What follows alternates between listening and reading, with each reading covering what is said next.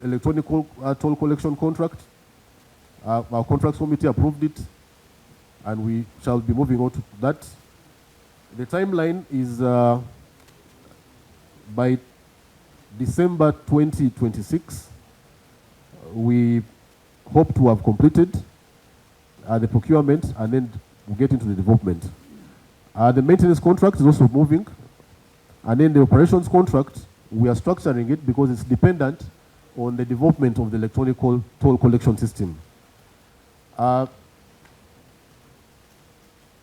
Lastly, we made some projections based on the current toll collections, and the toll revenue trends indicate an annual growth of approximately 5%.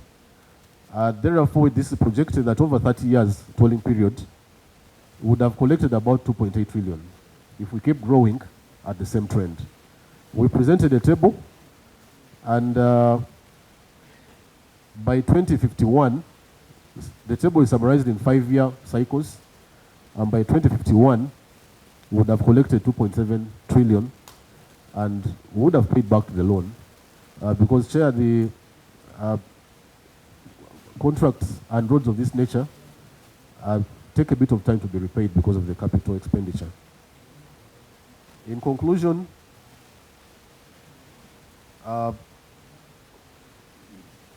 this to bring to your notice of our plans and an overview of the Kampala-Entebbe Expressway contract. I thank you. Kindly now go and respond to our questions.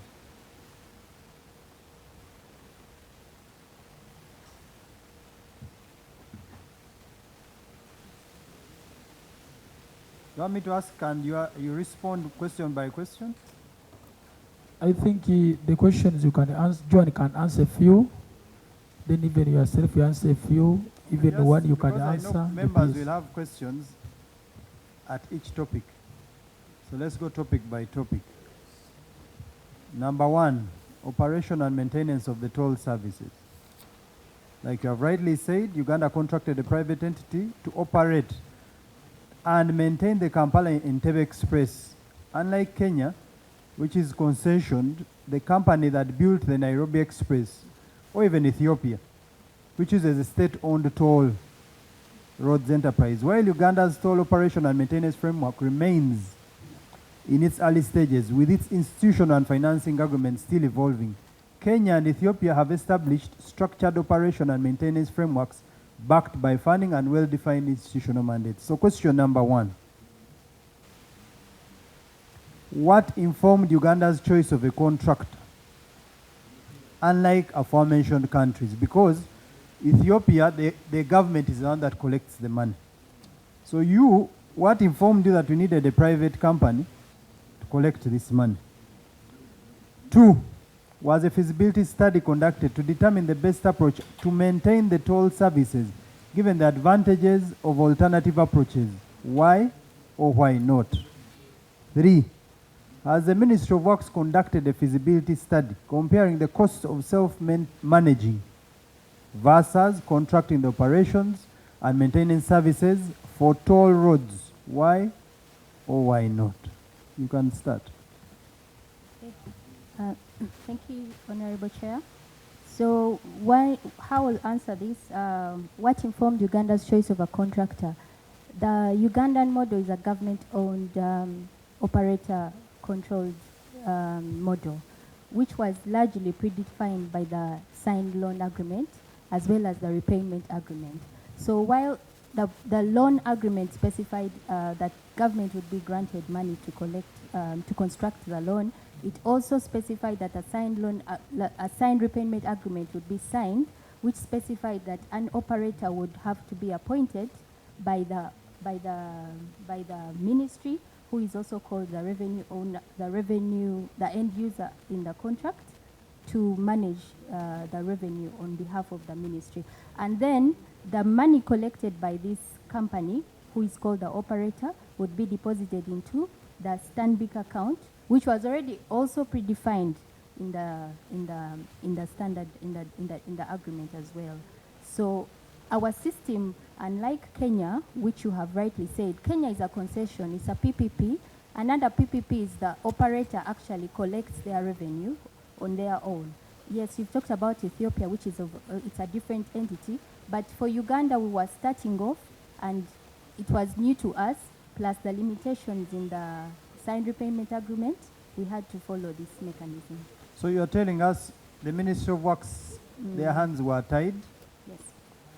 We got a loan that already said, give this person a contract. No. Okay, give a private contractor Yes.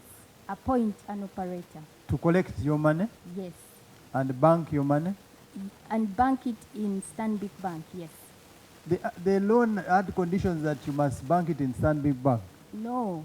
The repayment mechanism agreement, which was signed, also had the condition that the money would be banked in Stanbic Bank. So who negotiated the loan? And did you raise any red flags? It's a Ministry of Finance is the one that negotiates. Yes, but you must be part of this negotiation, not so? Yes, the former UNRWA then was part of those negotiations. And you were there. So you are saying the former UNRWA is the one that negotiated this? Yes, the whole...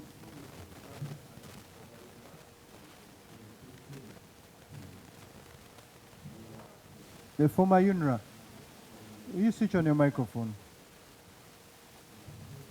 Yes, the former UNRWA, yes. This is not under Ministry of Works now, because Ministry of Works, the department became operational last year in May, after the RAPEX process. So we took over and we started with this revenue toll check to appreciate and understand what improvements we could make to make the system better.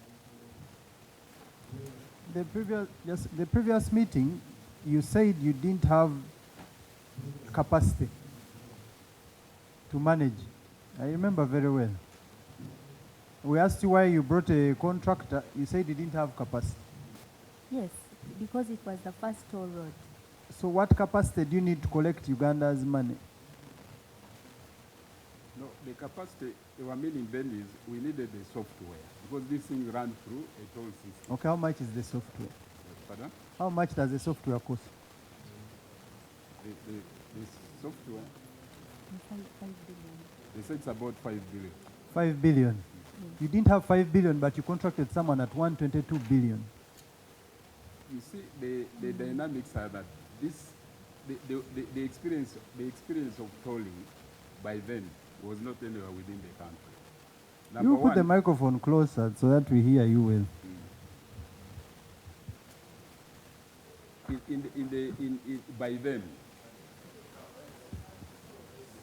by then, within the country, we still had to build capacity of people even to understand what this industry is.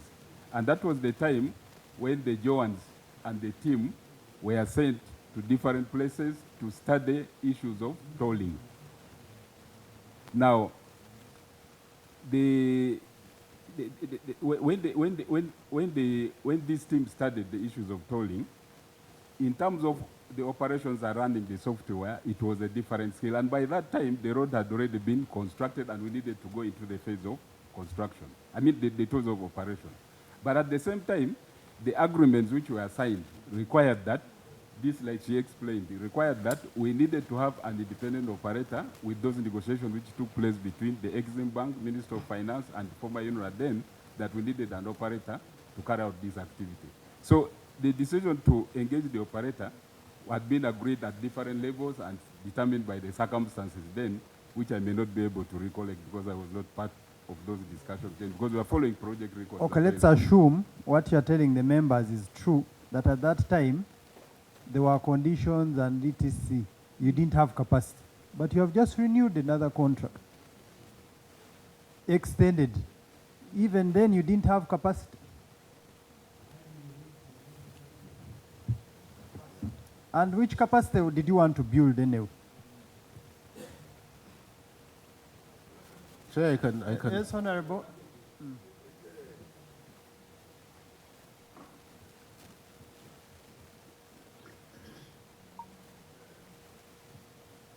Mr. Chairperson, Honorable.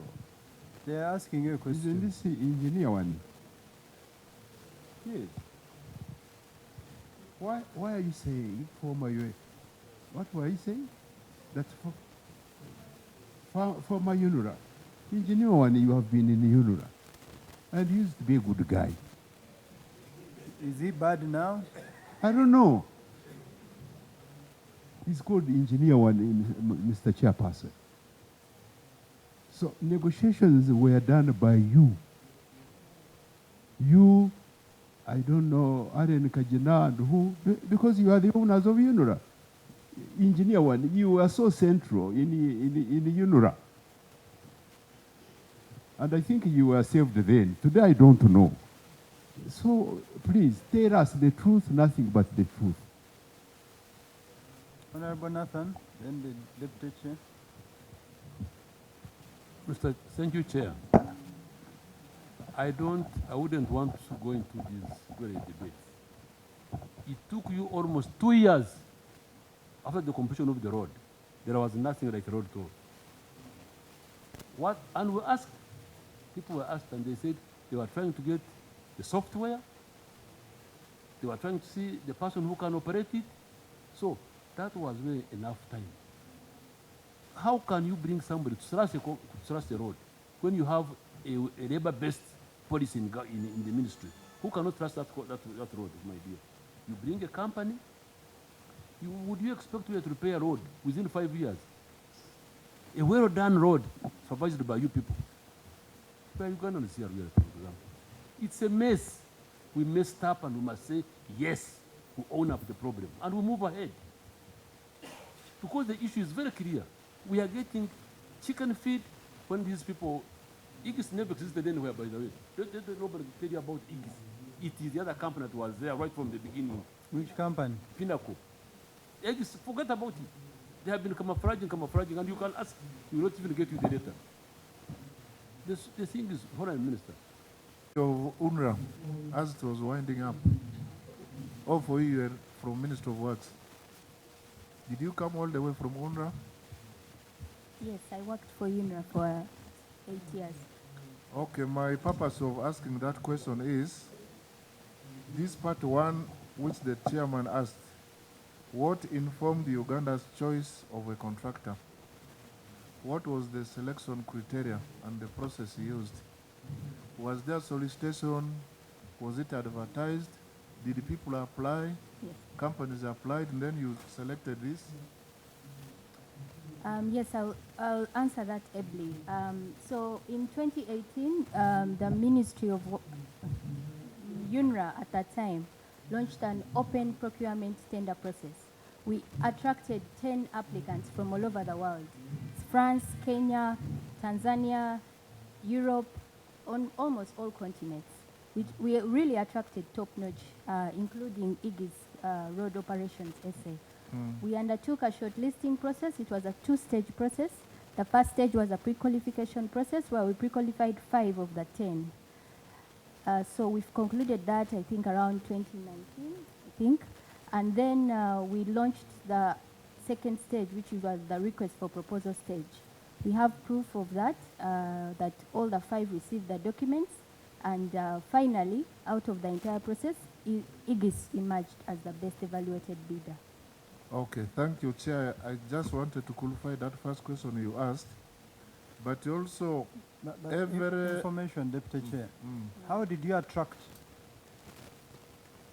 What method did you use to attract these international companies?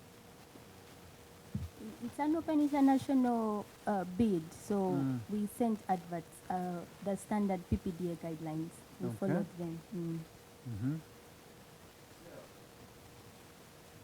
You know, every lucrative mistake, in quotes, has got its own stakeholders. There are people who are benefiting out of this mistake. I want to tell you, the people from UNRWA up to Minister of Works are high-landed people, including doctors, engineers, what. To detect this mistake didn't require 5 years. That the contract expires, then we go into the second contract again with the mistakes. This was just an intentionally lucrative mistake. At the end of the day, my recommendation to the committee will be let Uganda Revenue Authority take over the collection of these revenues. Whoever has been benefiting from it, tell them to finalize their benefits. Let them now do the last eatings. Thereafter, Uganda Revenue Authority must take over. Thank you. Are they only eating? Thank you, Honorable Chair. I think our people, what they are not bringing out very well, but John tried to bring it out. These people already received a loan signed agreement with instructions on what to do. It could be realized at an appropriate time, Chair, to invite the Ministry of Finance, where the negotiators of this loan, with a few people from UNRA who are not even here, to come and explain what brought about this mess. I don't see really it is right to crucify these people. The lady tried to bring it out, and there is evidence in those documents that I've provided you. When you are my bank, a master plan and finance, you planned for me and give me to implement. Even me cannot refuse, but the Ministry of Works entered into this matter at revenue checks. These are the systems they are trying to introduce to you, which will sort out those problems. I also do agree with the Deputy Chair what he's proposing, that in case there are other problems, we can resolve them at this stage without to move further. But the problems which happened behind, when you check in your documents, you may find Ministry of Finance carries about 80% of this problem which is happening, if they are there. Then my elder Honorable Anyuma, you said we should own a problem, we say how to move. It is very dangerous to own something which you not participate in. Even with the evidence my people provided in that report. If it was something these people participated in, we could have agreed. But when you dig deep and read those documents, you'll find a few individuals with a very big group of Ministry of Finance. They are the ones who made the country to enter into this. If you are saying there is a problem. So those people, this committee has powers, should bring them here, they explain. If you have realized the problem in this project, ask them, why did you let us into this, rather than my elder saying we own and we move. Thank you, Honorable Chair. Thank you, Chair. One more.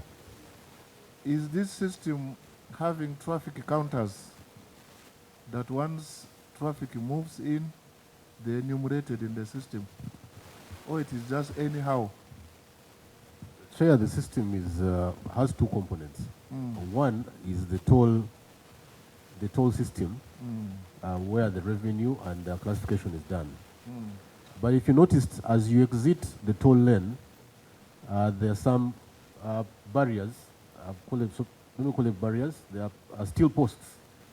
As you exit every lane, if you're observant, that is an independent traffic monitoring system, which also classifies automatically. So the ministry relies on the ITMS to check the toll revenue, to talk the revenue. Those systems are independent. So one classifies automatically, the other classifies manually. And in the documents, much as the warrant requested, we actually put the reconciliation reports for the past 5 months in the documents that we submitted on Friday. Was there a system to verify that we only collected 195 billion shillings? Because here somebody is collecting and putting in a bag, then in the evening he will tell you, I collected 3 million shillings. Was there a verification system? So the reconciliations are done weekly, daily, weekly, and monthly. We reconcile the payment in three ways. There is a toll system which classifies where you pay and you're given a receipt and you move on. That money is recorded in the toll system with the classification. There is an independent traffic monitoring system which classifies automatically. Those records, it is online. When you make a visit, we can actually demonstrate and show you. And then lastly, as a further check, we introduced a manual reconciliation where we go to the video footage and try to classify and check the two systems. We have the ministry has an office at Kajansi where we employ 3 graduate engineers who actually do that on a daily. You know, I was going to spare you till we get to number 8. But you have given us a lot of English, how you are monitoring and making sure our money is coming into the account. I will keep the rest for number 8, but this is a report by your engineer. She's sitting next to you. She has also realized there are inconsistencies in the payments, and she has even stated them here, the amounts. So at what point, because this is a report that she just did in, when was this? 2026 this year. If that system has been there since time and memory, how come you have never seen these anomalies? You keep it. When we get to number 8, you just internalize it for now. Okay, I wanted to clarify on that report, if you may allow. I was actually the team leader of that toll revenue check. And we checked. What we wanted to do is, maybe for the records, I and the team have been managing the expressway for 1 year. We started. So you are saying it's another person's fault? No, it's not anybody's fault. Okay, then you wait for number 8. Okay. Honorable Manju. Thank you, Chair. Chair, I first of all want to start with you had given 30 minutes to the gentleman. We want to be sure that he's not continuing to consume the very important information here without clear documents that permit him to be in this committee. Okay, the lawyer from Aegis, can you present your powers of attorney? And Pinnacle.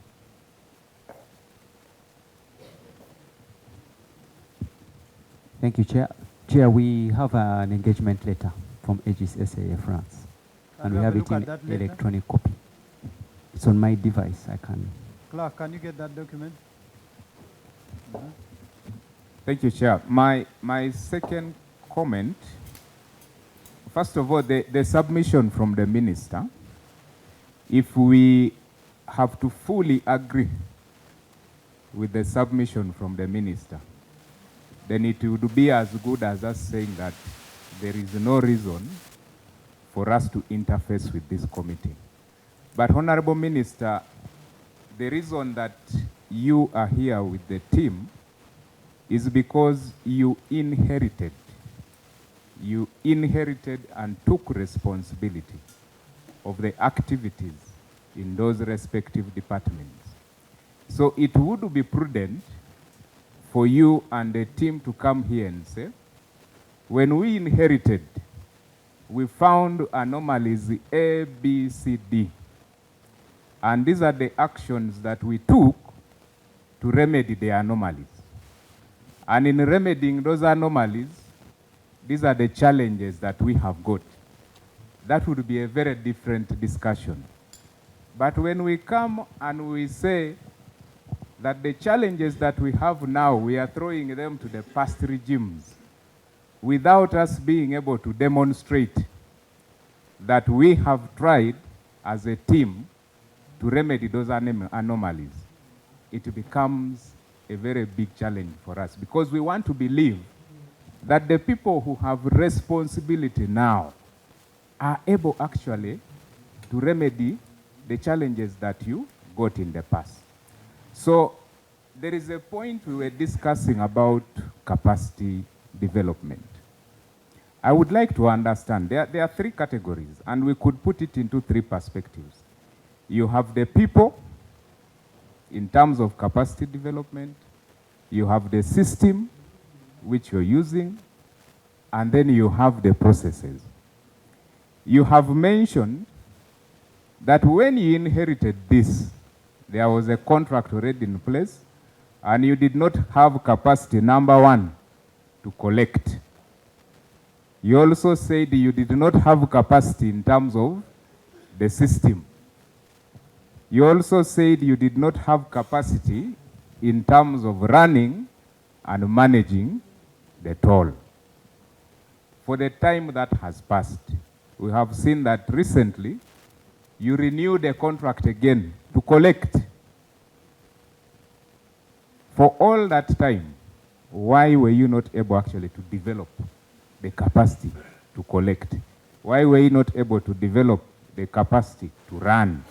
Why are we as a country not able to develop the capacity to come up with a system that is able to manage this?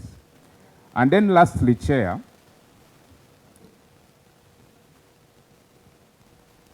I think the other questions I will take to question 8. Thank you. Honorable Alex. Thank you, Chair. I would want to ask I think Engineer Wani, because he was there in UNRWA then, whether from the word go, was the contract that was signed a vendor proposal, or it was originally a proposal from the government? Just as a starting point. Thank you, Chair, through the Honourable Minister. Just to answer that question, this proposal was prepared by the entity. We specified our requirements for O&M operation, and that just to reconnect with the issue of capacity. Chair, I would let him not say entity. Let him say government or UNRWA. Yes, please UNRWA. Don't say entity. Okay. Because you have to be specific. Yes. So it was UNRWA prepared the requirements for the operation and maintenance operator, and we went through that international bidding process. But just to put a rejoinder on the issue that was asked for capacity, the issues of capacity in terms of people, systems, and processes was in 2021 when we did the first procurement to bring in Chair, the operator. I would want him, Under UNRWA, he's answering me and I'm still proceeding. I'm just rejoining. So you will answer him later. You first. I think it's their lead questions. So you just answer and wait for the next. Okay. Okay. Now, what were requirements? And you signed, you made requests for proposal, people bidded, and you got the contractor that you wanted. Didn't you specify milestones for that entire project? As presented by my colleague, the milestones were very clear. Those milestones included one-off design issues, which included the lighting and so on. There was a performance-based contract, and then there are the tolling operations, which were very clear in the contract and how they are going to be paid and how they are going to be measured. That is very clearly articulated in the contract that was signed then. So that means that the tolling system was also part of the request for proposal. Exactly. Tolling system was part of it. The operator was required to develop and deploy a tolling system with the specifications that were specified in the requirements. Now, how many years was the project supposed to take? Now, this contract was a contract of 5 years plus 2. So the contract was effectively for 2 years with a provision for 2 years extension. So 5 plus 2. Just set it for the record, because all these are being recorded. It was a period of 5 years, but renewable if you are satisfied. Yes. Performance-based. That's correct. Now, I know UNRWA had very highly qualified human resource. And even now, Minister of Works has very highly competent human resource. For the 5-year period of construction of the road, I'm talking construction of the road, you could not provide for the training of people for the touring system, for the touring industry? Like my colleague explained, the signed contract between UNRWA then and the Aegis had a provision to train local personnel and they I transfer think that here through. we So have that- not yet reached Igis. Here we are still on the road construction. Oh. You have made specifications for building a road, and that road is supposed to be a toll road, must have a toll. So you have that gap, you have that period when you are still in construction. And it's that period that you are supposed to prepare for the tolling. So what happened? Because you have that period of construction of the road, and then thereafter is when you start tolling, is when the tolling system comes in.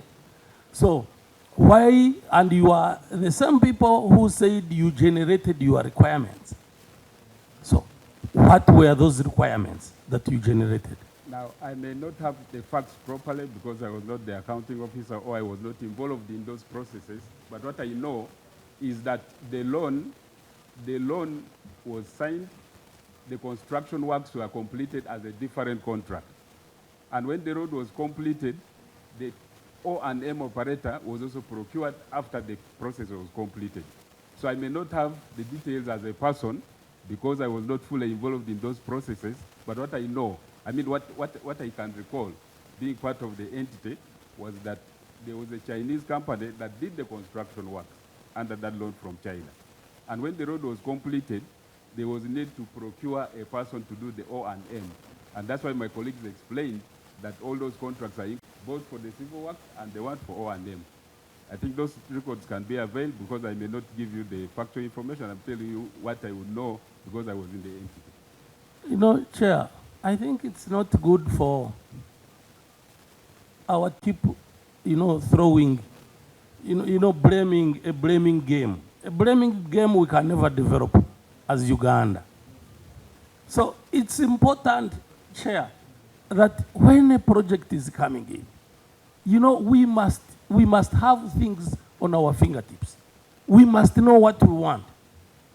We must make sure everybody is involved, everybody in the entire ministry, so that each one knows what part is to play.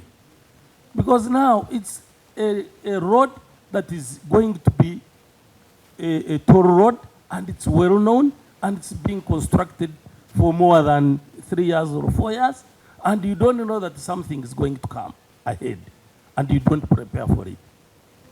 And all these things also would be actually put in one contract so that they are just milestones to be fulfilled as the time goes. From year one to year end, whatever. Even if it's for 50 years, you can make the milestones.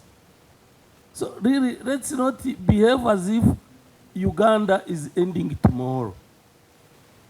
Uganda is there from now till when you are not there, even your grandchildren. So let's have a legacy. As Ugandans, what have you left behind? So we are here contemplating of a small project. What if you are given something bigger? Then we shall be in a dilemma all the time. So, Honorable Minister, it's good that you are really hands-on. I've seen you on TV everywhere. And my senior has already said, let's start afresh maybe. Let's agree that something we cannot keep on lamenting and start afresh, but be serious. Thank you, Chair. Engineer One, but Honorable Chimeza and the Honorable Member, you are telling us we got a loan from the government of China, and the government of China guided us on how to pay them back by getting a private contract.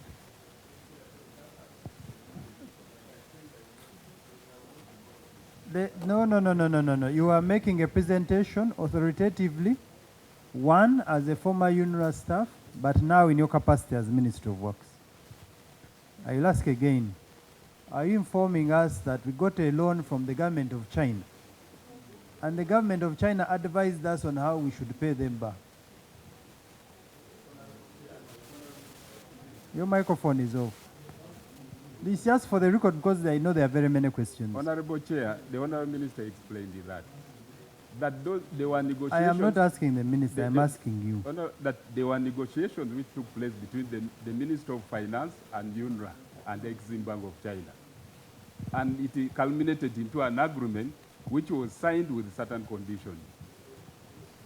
So if there is anything to be interrogated, it can be interrogated based on those negotiations, those who participated in the negotiations and agreed on those terms and conditions which are contained in the financing agreements and the subsequent agreements for the O&M.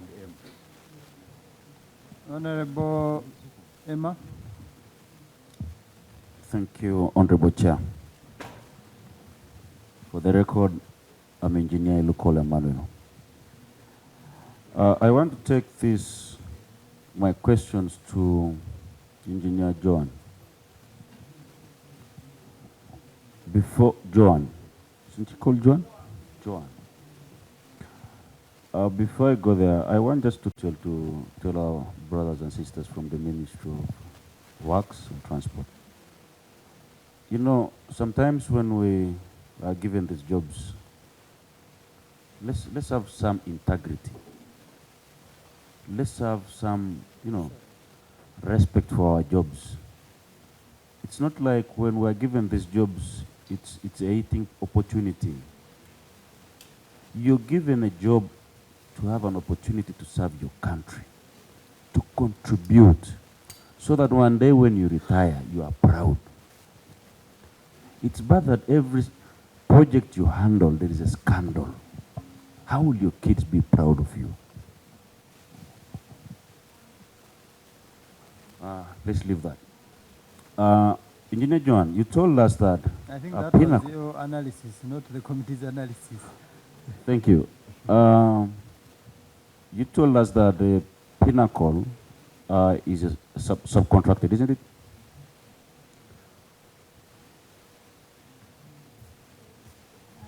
Is a subcontractor? Honorable, I wish to understand your statement. Pinnacle is not the subcontractor. Pinnacle is the operator of the expressway. Okay. Which my boss has Thank you. Now, I want to ask if you would avail us with the articles and memorandum of Pinnacle, because the Pinnacle, I know, is a security company, as you've stated here. We want to see if they're really registered to do this job. For now, I want to remain there. I'll come back later. So if you would help us now, we need to have that so that we can know how they got this project. Yet they're a security company. Thank you. You know why he's asking? In your presentation, you said Abu Bakr was doing maintenance of the road, Pinnacle was providing security. Now you have heard, yes, and everything is being recorded. Okay, but you want to clarify? We can further clarify when we say security. Now, maybe for simple terms to the committee, we could have called it security, but to engineers like us, we call that highway operations and management. So it's more than security. It includes 24/7 route patrols, which are done every 6 hours and more, because they attend to over 10,000 incidents, I think in a month or per day. So that is one of the components.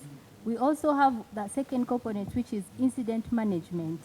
That is attending to accidents, attending to roadside events, attending to help from the users. That's the second one. They also undertake customer management. When you dial the toll-free number, they are on call. They are the ones in charge of that. That was their component. As part of the security you're talking about, they also secure the toll plazas. We have 3 toll plazas, which are highly secured by Pinnacle. Maybe that is the component that is purely security, you can say that. But security in our side extends beyond security to highway operations and management. I don't think your explanation has helped. What Yes, do you not helped me. Yes. Because now Pinnacle is in charge Yes. of the toll.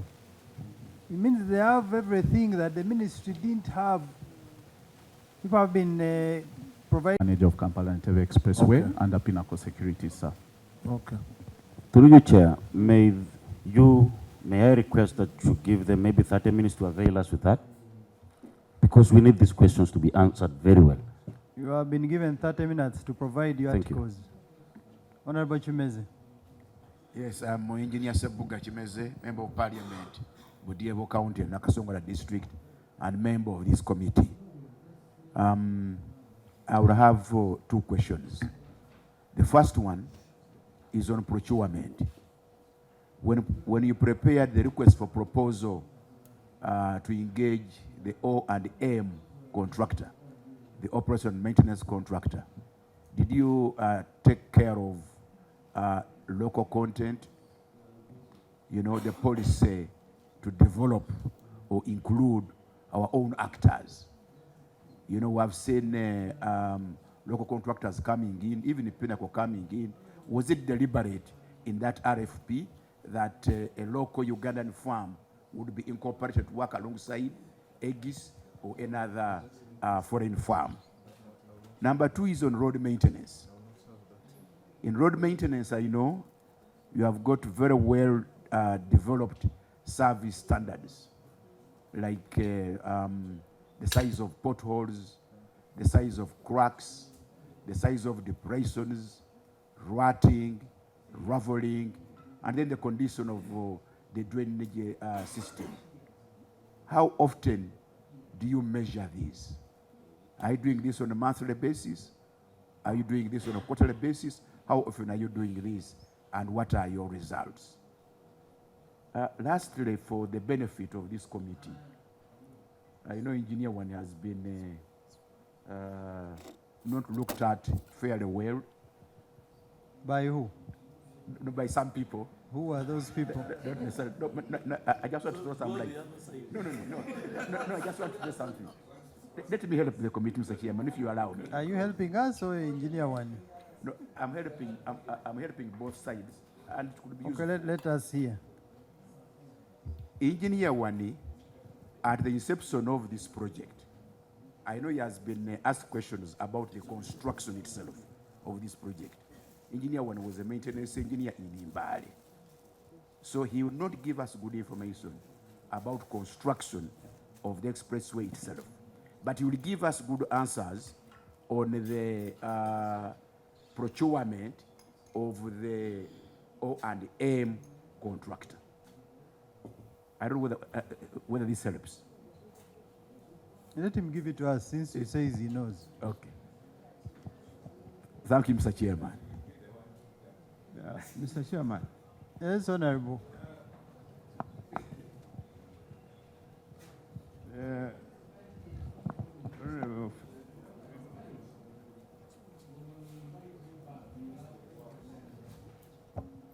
Immediately he became a minister. As my colleague was saying, I saw him on TV. We who come from Masaka, take Masaka Road and use the express highway. And he gave instructions, and the contractor who was there, who had delayed there for a long time, immediately finished. So, Mr. Chairman, I want to appreciate the remarks of Honorable Byanyima. When he says the ministry should own up and we forge ahead, owning up, which didn't go well with Fred, with the Minister of Transport. Owning up means, because the Honorable Minister, you were partially there in the ministry as the Minister of State. Now you are the one in charge. These engineers were there. And Mr. Chairman, engineering is not a course read by mediocre students. They are extremely intelligent guys, these ones. So you can't win. You can't win with their B-choose, with their what, the extremely complex issue we are handling. I want to appreciate a point made by Honorable Minister that some guys in the Ministry of Finance, but in syndicate with your personnel, in syndicate, Ministry of Finance officials, in syndicate with your engineers here. Because this gentleman here, the clerk, has run through the argument, you are telling us tissues of lies. They are telling us lies, Mr. Chairman. Is she called Joan, the red over there? She is saying that it was a contractual provision to have a toll what? A collector. It's not anywhere in your agreement. We have it here. You'd rather say that the minister then, whom I don't remember, 2019, hello, wesikiliza hapa, why are you looking behind? It's not in your contract, it is here. We have it. You have said that it was in your contract, that it was a requirement, a contractual requirement. It's not anywhere. It was an internal arrangement by the Ministry of Works and Transport. Headed, is it by Honorable Jawagambe then? I don't know. 2019, I don't know who was the minister. To have a contractor, to have a road toll collector.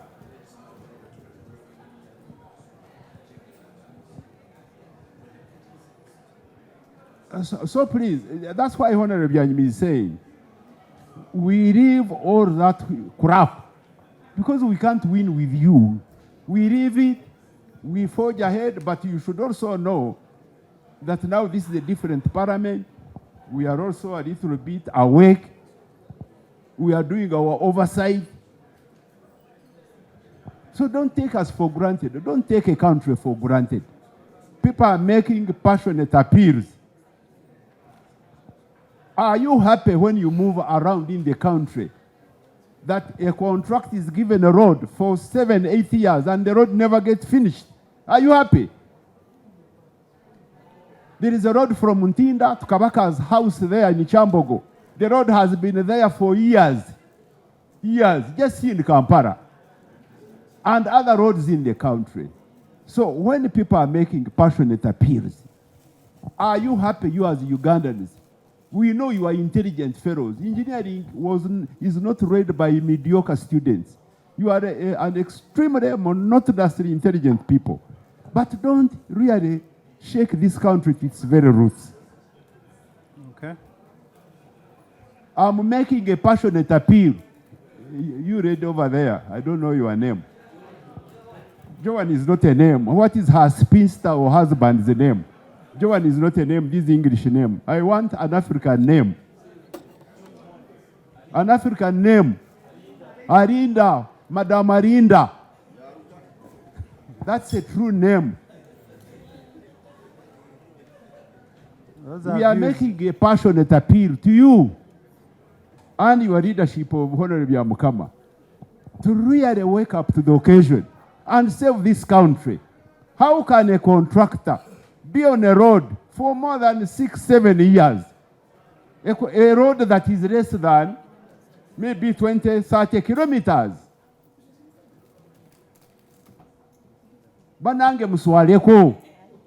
We are tired. Okay. As Honorable Fred comes in, a Honorable member raised an issue regarding the lawyer representing Aegis. We have looked at your powers of attorney, and it has come to our attention because you sent us a soft copy. Members wanted to know if you are here legally representing Aegis. Being an investigation, recommendations based on what you tell us, and we are challenged in court that the person who came is not a representative of ours, therefore you acted in a wrong way or misinformation. So now we have looked at your powers of attorney, and this is just a retainer to act on behalf of Aegis, and this retainer was given by Aegis to Sebalo and Lule. Is this true? Mm-hmm. Advocates, this retainer is general in nature concerning activities of UNRA, Ministry of Works, and Aegis. You are lawyers, you like these good terms. So for today's meeting, there are no specific instructions from Aegis to your law firm to represent them. Now give us reason as to why we should not arrest you for impersonating. You have 5 minutes. Information, Chair. The specific powers that we are asking for, you know, powers of attorney are in two categories. There are generic powers of attorney, there are specific powers of attorney. What we require is a specific power of attorney that is giving you the power to be in this committee, to attend and to respond to any of the questions. Chair, I beg to submit. Honorable Alswaka, you ask the question so you can. Chair, as a rejoinder, when I read through the power of attorney, my brother is bringing is for 2003, and now that 2023, and now that their contract had expired, we expected the Honourable Chair a specific power of attorney. So, Chair, I wait for your guidance on this because we don't want my brother, and I humbly request, Chair, now that he has come, he's a fellow African, instead of arresting him, Chair, I beg that maybe you'll just excuse him, he goes. Otherwise, when you invoke your rules, it may not be good for him. Thank you, Honourable Chair. Depending on how he uses the 5 minutes. You are two now? Yes, Chair. I'm a partner in the firm, so I will request that you allow me just introduce myself, if I may. And he works directly under me. Mr. Chair, I just wanted to say one or two things. One is that we have an engagement with Aegis. So we do represent them on matters that pertain to the project. And I believe that the questions that are being asked actually arise from their operation of the road up to this point. We had a call with them when these matters were brought to their attention, and they specifically asked us to come and represent them in the committee. As lawyers, we've never been asked to present a power of attorney to represent a client. We are always given a letter of instruction or an engagement. If this committee decides that you actually do want a particular power of attorney for the purpose of this hearing, then we'll excuse ourselves. We will ask them to send that, and as and when they do, we can write and submit it to the committee. And if you still want us to then come back to answer to specific things that relate to Aegis, we'll be more than happy to do that. Do you have instructions to be here? Yes, we do. Can we see those instructions? We have an email actually that relates to this. Can we see the instructions authorizing you to be here?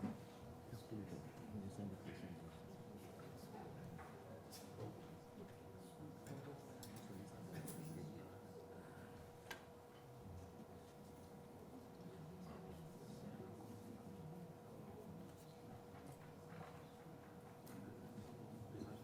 Do you have them? We have so much to do.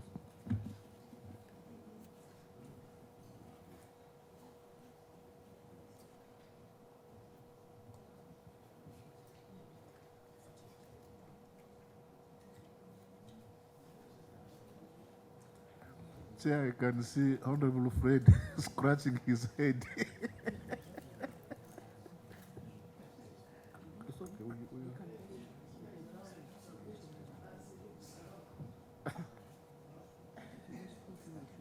Now I think there are 2 minutes left.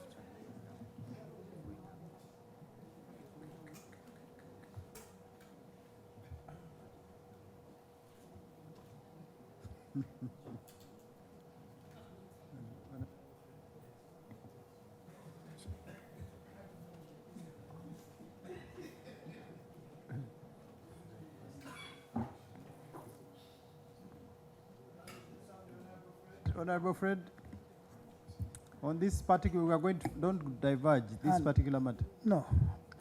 Thank you so much, Chair. Chair, I have a few submissions to make in regards to Aegis and Pinnacle. Chair, the innovation that was made in May this year from Aegis to Pinnacle Are you asking questions? I Ye- want to first, is it in this regard? We want to dispose of this issue. Okay. I wanted to respond to the presentation. Just let's finish this. You are the one going to ask next. Okay. Instructions, I'm waiting for instructions from the lawyers.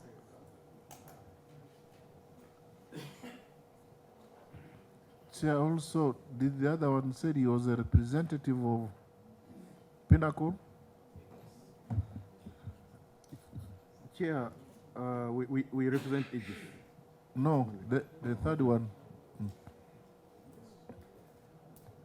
Hello. Chair, I am the road manager for Pinnacle Securities. Okay. Managing the road. Okay. Yes, sir. Can we conclude this, Council? Thank you, Chair. Maybe part of the questions I was going to ask may help us. One, in the presentation of Engineer, I think Manya, he made it vividly clear that Pinnacle inherited everything from Aegis. And to that matter, therefore, in my wisdom, Aegis may not be at this point necessary. Because many say they have taken all the liabilities, they have taken over everything. That is one of the questions I wanted to. But when Chair, when you delve deep into Aegis and Pinnacle, the two companies seem not to be separable. Why? At the time when Aegis was contracted, it is the Pinnacle that took part in the recruitment of the operators, the people who are operating for Aegis. I was delving through their website. Two, now the contract has been given to Pinnacle. There is no evidence on the website of Pinnacle for having done the management of road toll in any part of this world. Now, on what basis was Pinnacle given this project for management of the tolling on Entebbe Express Highway? What is only provided as services offered by Pinnacle in their website is integrated security management and risk management. Information, sir. Ministry of Works. Thank you. To add on what Honorable is saying, He's giving information on it. we want you to provide the experience of Pinnacle on the toll gate business. We also want to check in that experience if they have handled the amounts, the specific contracts, to this tune of amount of money they are managing right now. Thank you. Back to you. Thank you so much for the information. But to move further, Engineer Emma, there is no report on Pinnacle doing any management of road tolling. This is the first of its kind in Uganda, in the world. We are doing experimentation. So, Ministry of Works, you owe Ugandan a lot. Why Aegis was given the contract, it was on the basis that there was no company in Uganda which had experience, capacity in the management of road tolling. Then, how did Pinnacle come in? Chair. So that is, as I head towards the finishing, Chair, we need, one, the innovation agreement that they are saying they have. We have it already. We have. Then two, the due diligence report. Then the three, the extended addendum. Then four, the performance bond. And then the KPI report. Because on 24th of May 2027, on the 8th of May 2026, when the contract was given to Pinnacle and extended for 1 year, there was no any additional cost. No cost. And therefore, we may need these 6 documents to proceed.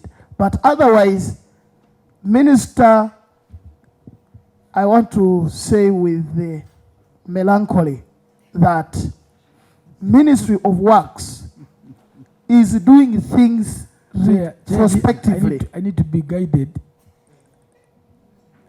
The meaning of the statement. Melancholy simply means highest degree of sadness. With the highest degree of sadness, I'm not happy with this kind of work of Ministry of Works. Why? Even when there was a transition from Rift Valley, sorry to use this as an example, to Uganda Railway Corporation, a problem of this nature is already being imminent. No handover report, no nothing. And when you ask Uganda Railway Corporation, they are blaming what? Rift Valley. Now the same thing, Ministry of Works is blaming HUNRA. Why did you accept HUNRA to be rationalized? So, as I conclude, Minister and the technical personnel of Ministry of Works, let us not put the cart before the horse. You are doing things retrospectively. Even now you are saying introducing the tolling, the digital and so on. Now, our number plates, most of us are not digital. How are you going to track? How are you going to identify? Just like you brought in IGIS, road tolling, even before the roads were constructed, we said the time the road was being constructed, Ministry of Works could have built on its capacity to collect this revenue on behalf of the government. Okay. Showcase why this committee should not suspect collusion by the technical team with IGIS and now Pinnacle to siphon taxpayers' money with impunity because it has become common dubious. I beg to submit. It's really a state of melancholy. Deputy Chair, then Honorable Zado Kanwalswak. Chair, Pinnacle can only be exonerated if we agree with Joan that for them in engineering in the Ministry of Works, security can mean anything. You heard her saying that for them in the Ministry of Works engineering, security means anything. Even collecting money. Even collecting money. She's on record. She said it here. So if she can qualify that, then we can say it's okay. You said it on record that for you in the Ministry of Works Engineering, security means anything.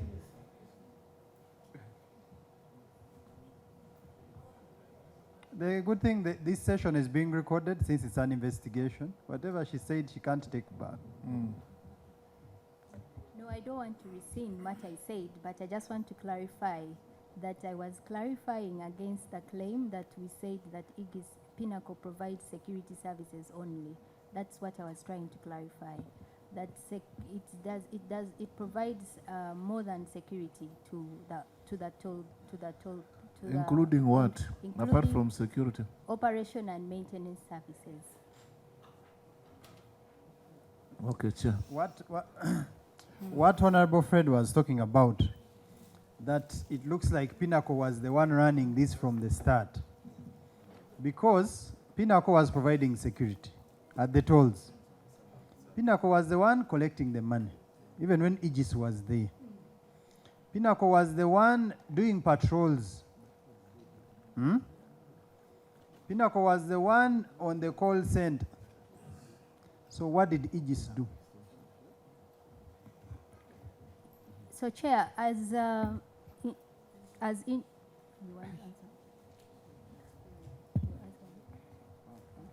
Honorable Chair, through the Honorable Minister, what happened is that The question is simple. Yes. What roles did Aegis do?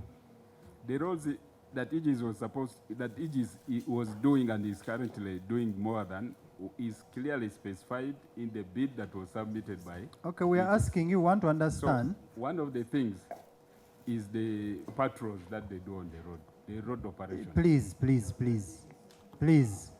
We are on Aegis, Chair, We are but still- not Pinnacle. We are still on Aegis because for you to give Aegis a contract stated, we needed a company that had the experience of a certain period.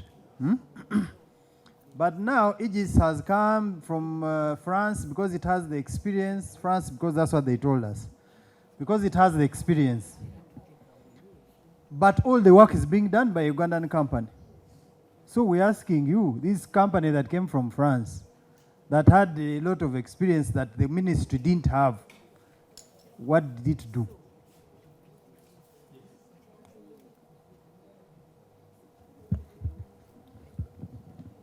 Chair, let me explain the three parties in the contract. Aegis, Pinnacle, and Abubeka Technical Services. Aegis was doing the branding, marketing, and IT toll system support. Aegis provided the toll system that was used to The collect software. impact. Yeah, the software, and they still give the support even up to now. Okay, who signed the contract between government of Uganda to do and the operator? Who signed the contract? It's Aegis Road Operations. Aegis signed the contract. Yes. So Aegis should have done all these things. Chair. But Aegis subcontracted. Yes. Aegis subcontracted a security company to do 90% of the work. Chair, it is 57%. Okay, we want that other percent that is left. Yeah, the other percentage is done by Abubeka Technical Services. Abubeka Technical Services, the one that does the road maintenance works. It's not Pinnacle. Pinnacle does the highway operations, which include incident management. They do the tolling operations, including collection of the revenue. And yeah, those are the main ones. First of all, if you had signed with Aegis to Clarification, run that, Chair. to operate that road, the toll and everything, how come you even know the subcontracts it had with other companies, Ugandan companies? Because that should be Aegis's personal business. Chair, right from the submission of the bids, one of the emphasis was put on building capacity within the country into toll operations. So Aegis, in the contract that we submitted, which you already have, under introduction, this is the Aegis road proposal. I will read it verbatim. The operation and maintenance will be performed by a dedicated company wholly owned by Aegis Road Operation. The philosophy of Aegis Road Operation is to create a local company dedicated to the project and perform all the operation and maintenance activities in-house. Under there, they presented the two subcontractors in the bid. One of them is Pinnacle, and the other is Abubeka. And in a page further, they clearly specify, this is part 3, which is the Form B subcontractors. Part of the works stroke services, that is traffic and toll operations. The subcontractor that was named in the bid is Pinnacle. And then part of the works for routine maintenance, the subcontractor named here is Abubeka Technical Services. Engineer Isaac, Yes. is it? Is it? Yes. So remember, we are just trying to understand the relationship. Now you are telling us Aegis came to do this service for us because it had experience, but it had to develop local capacity. That's true. Now we want to understand, if it could develop local capacity with a security company, you, an entire ministry, an entire government, why did it develop capacity with you?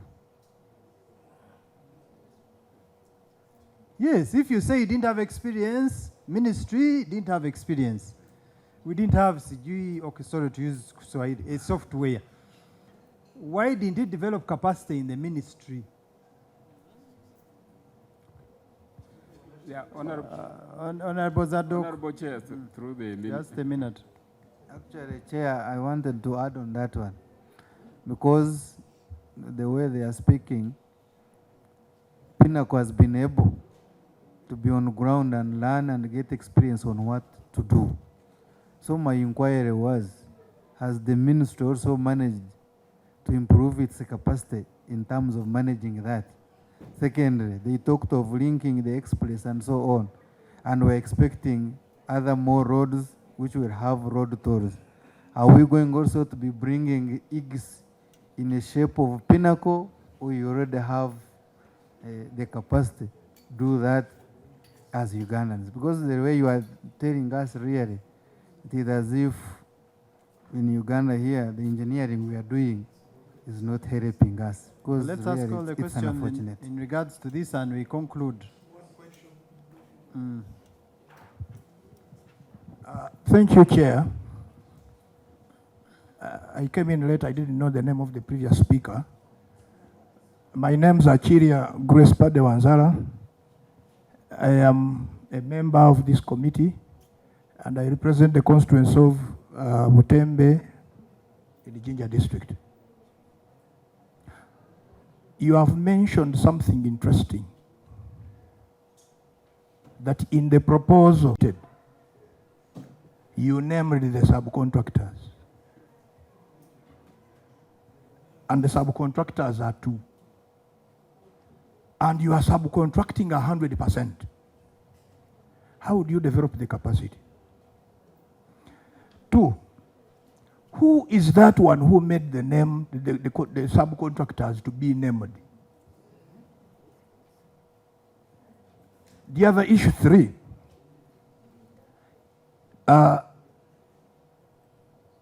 in this procurement, what remained to be the role of IGIS in the day-to-day support to Pinnacle and Baker Technical Services? Because it is now a clear indication that it was a ploy from the very start, that you knew what you were doing and what you were aiming at. In proposal writing, we need to be 100% clear that it is garbage in, garbage out. Convince this committee that there was no prior discussions and that you did it deliberately. If procurement is available, let him tell us what was his value in supporting this entity to prepare a better bid that favors the government of Uganda. Is procurement available? Okay. Thank you. Honorable Waluswaka, then Honorable Chen. Honorable Chair, I raised a procedural issue about the English people, which I'm waiting for your ruling. Should I give it now? Yes, I want to have your ruling on the English before I make my submissions. Chair, thank you. We have looked at the email that was sent, so they are legally able to represent IGIS. So, Honorable Chair, now that they are legally, I congratulate you, especially my brother. This is what we want, and the chair has ruled. Honorable Chair, there are bad things on the road, but there are also good things. In accordance with the good things. Honorable Chair, the good thing is that the road is passable and the travel time from Entebbe to here is totally reduced and the road is in good conditions. The issues of money, I know there must be a problem. But, Honourable Minister, you are very good to this committee. And you said these people, what they did extending was bad. But they didn't extend. They gave another company, though the other one was a subcontractor. So, through you, Honourable Minister, now that you are in charge, can we know why, even maintenance, you have a maintenance department in the Ministry of Works. Even under UNORA, you had a maintenance department. There was a director. in your team was there. Why did you even, the work of maintenance, and Chair, a road when it is newly constructed, maintenance costs are usually low. I don't know why even maintenance they had to contract. So, Chair, I want to say that there are good things on the road, but maybe the financial part. And that's where we come in. And Honourable Minister, if the issue of security, you would talk about maybe tolling, but Minister of Works, did you write to Uganda Revenue Authority and you tell them that we want to collect money? Did they fail for you to bring another person? 2, did you write, Honourable Minister, to Uganda Police on issues of security or military, and they failed you? Now that these people of you, as I said, who made a mistake, they have made a mistake of 1 year. Can we know through you, Honourable Chair, whether this mistake in the contracts, whether the Solicitor General cleared this new contract?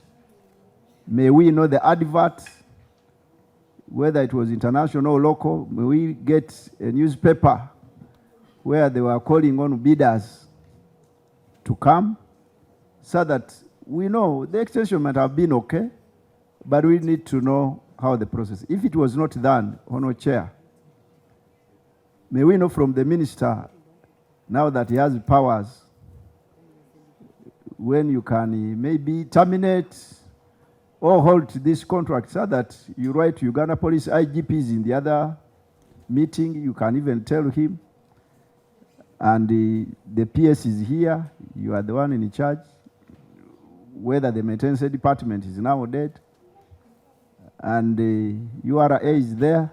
So, Honourable Chair, those are some of the few issues, but members, the road is fair, okay. The only issue is management and the legal and the money, where my brother said, I think it was a way of siphoning money.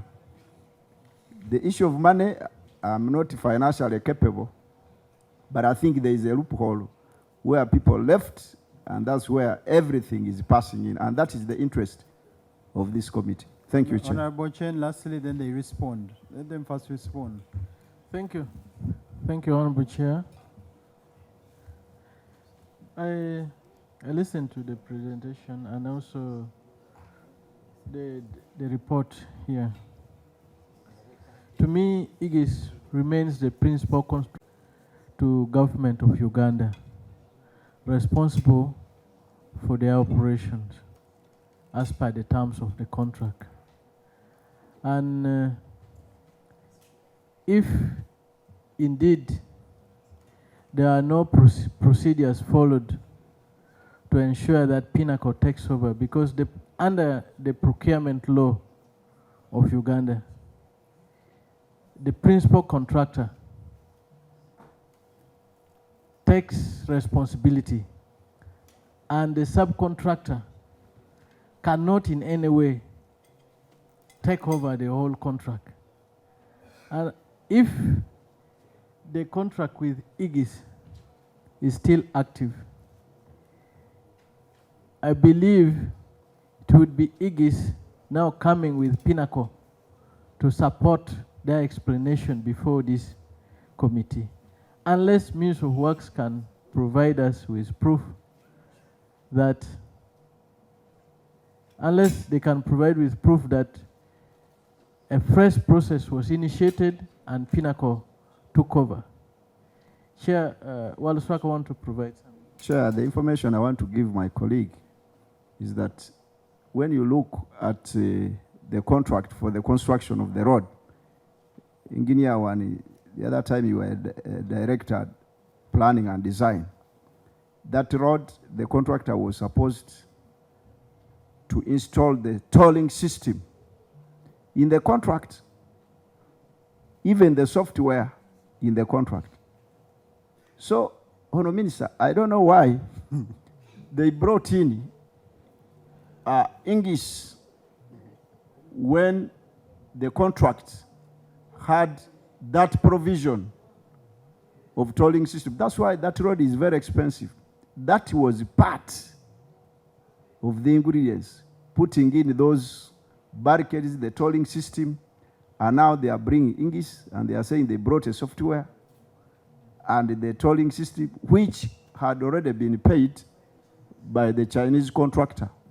So that's the information I wanted. That one is very hot. Let him first respond. So that one, I was giving my friend, because you have copies of the contracts. They can even avail, we are there. Thank you. That's the information, Honor, I wanted to give. Honorable Chair, like we said, by that time I was still a station manager in Mbale. I can look Honorable at the Chair was records still and on the confirm floor. this. But that one is hot. Let them first respond, then you continue. Yes, by that time I was still a station manager in Mbale, managing Mbale station under road maintenance. I may not recollect or may not recall anything related to that contract, particular contract which was implemented. But you participated in the design of that road.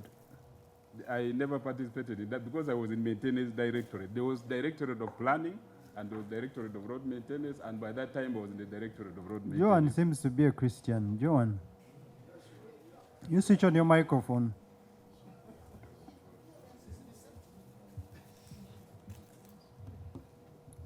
Was the original contract of design of that road, did it incorporate what the honorable member, the software and what? In the contract, since it was an express highway for tolling, because that road is not the ordinary roads of Butaleja and Mbarara. Why are you saying, why are you including Mbarara? Because, Chair, you know Mbarara and I know Butaleja. That's okay. For easy. So, Chair, what I was saying is that the contract, in the original design, the contractor did everything and he was paid. So I'm shocked when they say English came and supplied software, which was done, came and the tolling, those things which were already installed. So, Chair, on that one, if they are not certain, I think, Chair, Johan, no. Before you give them time. Johan. Chair, when the construction began, I think I was finalizing campus, so I might not be privy to the facts. Okay, project manager. No, the project manager is there. Who supplied the software? Chair, I did not participate in the construction. I've only who supplied the software for the record? The current software? Or the software that started the operation of that toll. It is Aegis that supplied the software. Okay, you take note of that. Chair, to the best of my knowledge, if they bring the contract, it's unfortunate, but this committee has powers to bring people who did and the paperwork. That thing had everything. And I'm shocked here that because the contract, when you bring the Chinese, and I have some engineers who are there, but through you, Chair, when they bring the documents, you'll come, even the loan which they brought to Parliament, even the integrities, they will tell you, we have done this, the contractors. That's why members were complaining that this express thing is very expensive. And some of the justifications, they were saying, because you have put this, because you have put this software, we are going to put the barricades, we are going to put the technology. So, Chair, that's the information I wanted to give the committee, unless the minister and PS, they have a different issue, but that is the information I have, unless they bring evidence. We are going to analyze the contract. Thank you. And we'll, since it's on record from the ministry now, that it's Aegis that supplied the software. So we shall find out who. You may supply a software, but what about the technology itself? Because the software is like this. like an iPad, but without the software. Who did the hardware? The hardware. You may find that they may saying is he brought the hardware when the hardware were paid. Project manager, who supplied the hardware? Chair, the system was supplied comprehensively, both the hardware and the software. By Aegis? Yes, under the O&M contract. You have heard. Honorable Chen, finish and they respond to those questions. Thank you, Chair. With provided, we need to justify the relationship between Aegis and Pinnacle and then government of Uganda. Otherwise, we would be meandering and not reaching logical conclusion. Thank you. That will be now observations as we write the report. Now, Honorable Chair, as Engineer One comes in to respond to the questions, as the other honorable colleagues, they have put it forward. Him and the other two elders who went, including other honorable colleagues, even him, that there are some good things done on that road. We must accept that. But the whole matter is coming up on the issue of money. And when you look at the records we have given you, there is the repayment mechanism agreement for the Kampala-Entebbe Express project, which was signed in March 14, 2012. This is where the whole problem started from. And as good citizens, we must accept there are a lot of challenges on that road. And we consider and accept to own these mistakes, which I've identified. Me and my team, because we are Ugandans and we're in that ministry, we consider and accept those mistakes which are there. And we stand to be guided by this committee.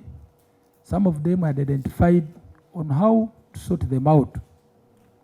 Like he rightly said, we should answer whether there are powers to terminate or to remove that additional 1 year, where the powers were given to them, but that after the 5 years, there's a condition you can give them 2 years renewable or extension, they give them 1 year. We saw those challenges. We consider and take these mistakes and accept they are there.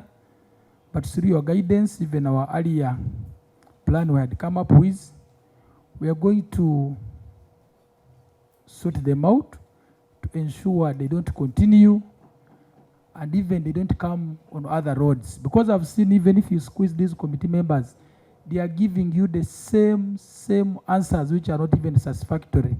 That's why the question they ask, they are very vital, but you almost got zero answer from Engineer Wani. So we accept these mistakes as a Minister of Works and Transport and give you total commitment that we're going to work forward to solve these challenges. They don't go on, then even they don't come up with the toll expenses we are getting, so that we ensure there's value for money. Because right now as we speak, there are some challenges we can sort out with immediate effect. But there are others which we can solve in the longer term. So as we answer the remaining questions, that's where we are, and we're ready to work with the committee. You guide us further on the way to move, such that the good roads and the same project which came for the good purpose in the country is sorted out. Thank you. Yeah, thank you so much, Chair, through the Honourable Minister. I'm just going to address a number of questions, and the first one is to do with the capacity to do the tolling and capacity to do the structuring. So I will address this in two layers. The first capacity we need is of our engineers at the ministry to understand this industry, to be able to structure tolling things properly. Now we will need resources to train the multidisciplinary team, which requires highway engineers, IT experts, because we're going into AI, where we are now. Things are going to be done better, and if we don't train these people in terms of that capacity, we are not going to deliver on this tolling system. That's level one. Level two is now the O&M aspects. Now the O&M aspects, what we thought we see from records is that the intention of the authority then was to build local capacity, because this was new industry in the country. And this capacity was going to be built through the experienced company which would come and train local Ugandans.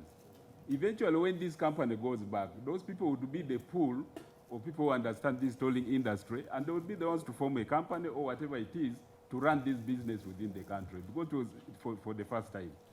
That's why, also to rejoin this response that whether the former UNRWA then connived with the Pinnacle and Aegis to transition this way, that was not the intention, because like Engineer Johan explained, this thing went through a competitive process. 10 firms responded. Each firm prepared a proposal on how they are going to implement the tolling process. And in those proposals, the one that turned out to be the best proposal that was accepted to operate this tolling system happened to be Aegis. And Aegis, in their proposal, indicated that they were going to work with the Pinnacle. You see, number two, they were going to work with Abubakar Technical Services. And indeed, the expectation was that within the next 3 years, this local capacity and the local people who were employed by Aegis and these people should have learned how this tolling operation goes. Now, to explain the delay why we could not have an operator within the 5 years, why we went into the innovation to transfer to Pinnacle, was number one. When RAPEX happened, it happened during that time when former UNRWA was preparing to advertise and have a new operator under new terms, because all of us know that the current system is not desirable. It is cash-based. And we are saying cash has loopholes. We want to go into a cashless system. So when we came into Ministry of Works, when we started this department, the first thing we did was to deploy these people who understand this system, go and check how this system is working. PS guided us to work with the NITAU engagement so that we can have a robust system which will address the current challenges on the system. And that's the process we are on. So the process of developing the new TORs took longer than expected. And we were caught in the process before we could do Engineer One, just for the record, you are telling us you went into an innovation agreement because you are caught up with the RAPEX. No, not RAPEX, sir. I was saying that we were caught up in the innovation. Yes, the process started, I think the process was about to start in the former UNRWA to process a procurement of a new O&M operator under new terms. And these terms would require that we have a system which incorporates cashless payments because of the current challenges which are there. Just, I know what you're saying, but just for the record, you went into an innovation agreement because when UNRWA was going to advertise, RAPEX came in, and then you didn't have time. This is what you're saying? Yes, this is part of the thing. And the okay, time was what is innovation agreement? The time I was saying is what is innovation agreement? The innovation agreement was when Aegis requested that. What is innovation agreement? It's changing of the employer, like we changed it from former UNRWA to Ministry of Work. When did the contract for Aegis resume? I think it. Just a minute. I think Aegis started in 2021. I think May 2021. When did you sign that contract? In May 2021. Yes. So 5 years. When did it expire? I think it was last year. When did you sign the innovation agreement? 8th May. 8th May 2021. 2026. And the other agreement was expiring in May 2026. So it means they went into innovation. Innovation is like a takeover. We wanted to find continuation. It's like a takeover. Yes. So they took over Aegis when they were left with about, I would say, 12 days to expiring of the contract. I think they have the details of the request. Those specific details, I think Johan and Isaac can provide. When it's simple because we don't want to derail you. We just want answers. The details, Chair. Honorable Swaka. Chair, I want to be very chronological. The contract for Aegis ended over 1 year back. I want to know from the ministry and my sister, the PS, I don't want to fire you, but I'm constrained. But did you advertise to get a new service provider? I wanted to look at that advert. If you didn't, can we know who proposed Pinnacle and on which technical justifications? And Chair, may I know from the minister and our clerk, maybe the minister, who are the directors of Pinnacle? So we need to know, because sometimes we need to know who are the directors of Pinnacle. But I think, Honorable Chair, since someone is here saying it belongs to Pinnacle, should we be able to tell you who is his director? Yeah, through you, because these people are on your side. Okay, I've given them permission to explain. Who is your director? Yeah, Chair, I'm still building. One, I want to know, the minister is very good, is conceding. Chair, I need to know the contract for Pinnacle ended in May, for Ingis ended in May, and Pinnacle came in before even the contract ended. So I need to know why. And Ingis, now that your contract had not ended, did you make a formal complaint? If not, can you reverse back the money? Because the amount we were paying you included the 12 days. 3, Chair, may I know the advert which brought the extension, an advert for the new service provider? Can we know how it came? Answer. And 2, if the advert was there, they can veil us with the evaluation and the tendering process, how they came to Pinnacle. Others want to thank Pinnacle for the work done. So I want to get those 3 issues. Thank you. And project manager, it's performance based. The innovation agreement has a tune of 36 billion for a period of 1 year. Is this true? Yes, that's true. Okay. Now, if the innovation agreement has a tune of 36 billion, did the Solicitor General clear this innovation agreement? Yes, the format was actually from the Solicitor General. Of the innovation agreement? Yes. Okay. The Lady Joan, you have a very good report that states so many discrepancies, it is challenges with the previous contract. But you're now telling us you rushed because there was a RAPEX that happened even almost a year before. You had already gone. You already seated in the ministry. So what rush were you rushing for? Even with your own engineers highlighting in this year challenges with this contract. What kind of rush was that? Because even signing an extension was based on. So were you satisfied? Regardless the rush. Just for the record, I was satisfied. Or we were satisfied. Chair, we did an evaluation in accordance with the KPIs of the contract. And we have a report that was the basis of extension. The challenges that were in there were also honored, and we also had mechanisms of how we are going to mitigate them. Can we have a copy of that report?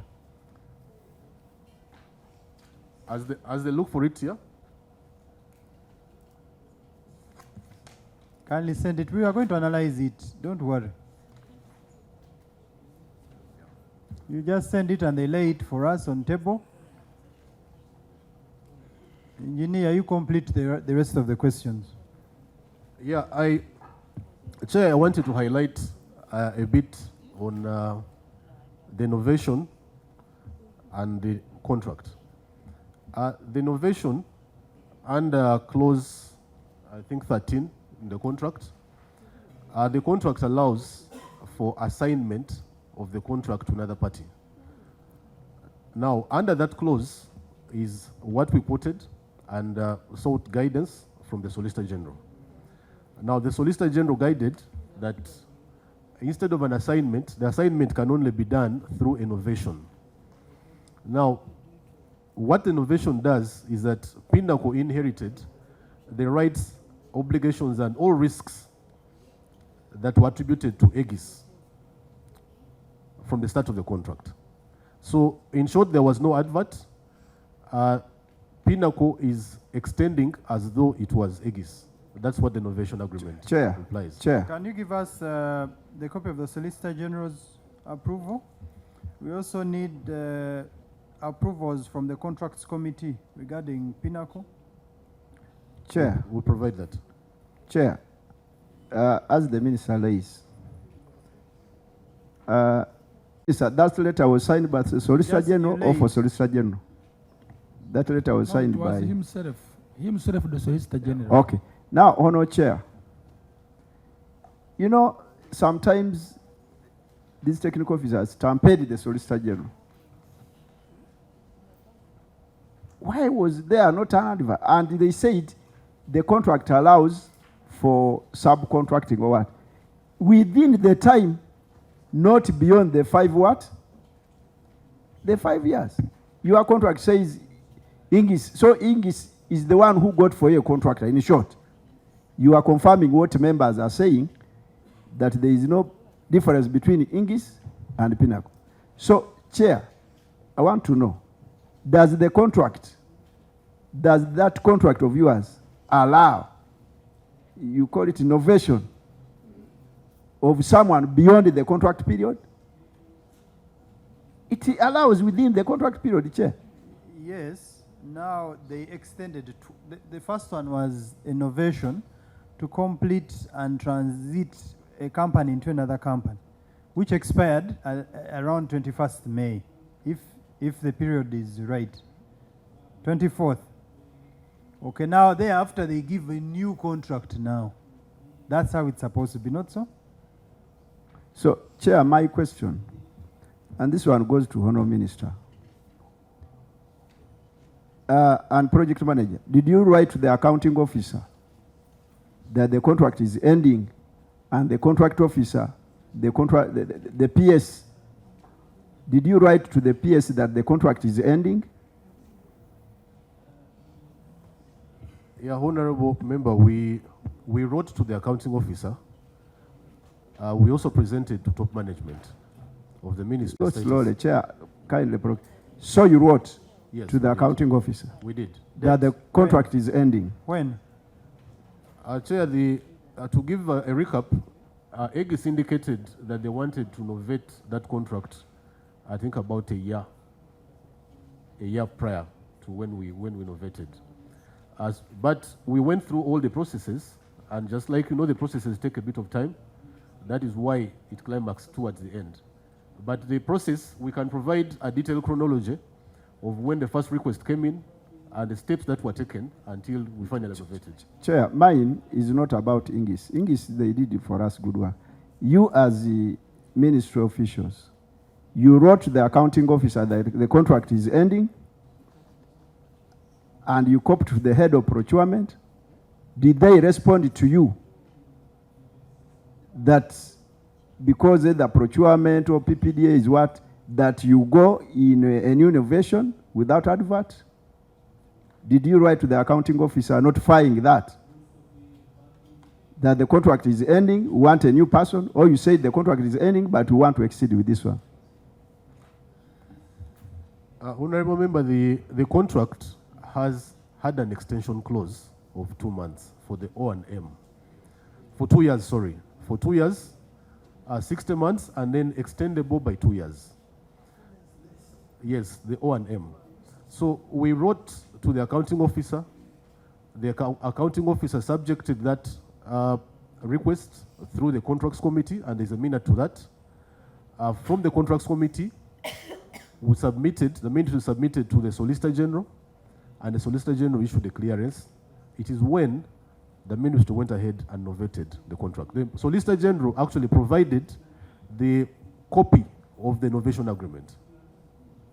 So, Chair, he says 2 years, but you gave 1 year? Yes. Yeah. At a cost that was almost twice because the first contract was 122 billion for 5 years. This one is just 1 year at 36 billion. The first one would have been, on the conservative estimation, about 24 billion per month. But this one is 36. Per month? Per month.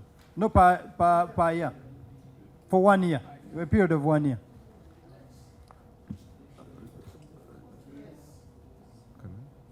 So, Chair, I think the officer should provide. And my sister here has very many files. Yes. Honour Chair, can we know the letter they wrote to the PS, and the PS what advice made, and the head of procurement, especially procurement? Because, Honour Minister, some of these people, they have, my sister here has everything. She doesn't have. We shall bring that one. We shall write officially. Want to see the contents of the files? Yes, we need to see, because, Chair, somebody will write to the PS. You know, PS, they are very busy. You say, we do this, we did this, and they say handle. When they say handle, whoosh. Now we are running out of time. Most of these questions we want in writing, the entire document. But there are issues I'm going to ask very briefly, and you give a yes or no. You have, you don't have, and we go to data analysis. Because data analysis is very important to have both parties in the same room. The Deputy Chair, then Honorable Fred. Chair, a quick one to Engineer Isaac. Was there due diligence conducted to verify the capacity of Pinnacle? Was the due diligence conducted, and do you have a copy of that report? Chair, the assessment. EG is telling you that the darlings will not be enough. As a government, we needed to conduct independent due diligence. Chair, the report that we presented, the basis of the extension, contains all those details. Due diligence? Yeah, but if there is more, there is not a particular due diligence report, but there is a report which guided us, on the basis of which we extended the contract. Chair, through you, our so Vice there's Chair no due diligence? There is no due diligence. No due diligence. Is that what you are saying?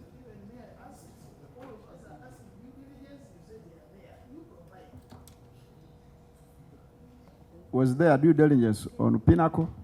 Chair, I see what he's saying. Chair, this Pinnacle is a subcontractor, has been a subcontractor who has been actively participating in the O&M contract. And amongst the reports that we gave from IGIS, we had all the details of what Pinnacle was doing. So it was more or less an internal process, because we knew whatever dealings were on in the current O&M. So in short, there was no due diligence.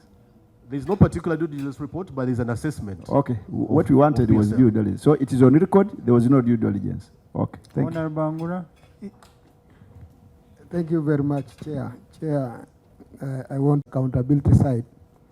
And as you appropriate, I will be waiting on the other side. But I have been incited to come when I was listening to these very big figures here. But I just want to ask a simple question. We are all here in the interest of attaining value for money where necessary, but also saving resources to help us run government and its infrastructural demands. In the 5 years when we had this wonderful pattern of ours, were there intentions by government to build its own capacity to take over? Because you can see, it's like we are in a channel of donations. We are just continuing to donate. Now you can see from the 126 chair has rightly said that we have now turned to 36. So didn't we ever think of building capacity of our own in these 5 years to run these systems? And then I will just leave 1 or 2 questions with the minister, and I leave this wonderful engagement to continue. The Honorable Minister, you know that I run a border constituency, which is between Uganda and Kenya. Are they in regard to the issue we are handling? Yes, it is in regard, because now we are talking of tolling, and I'm coming to that.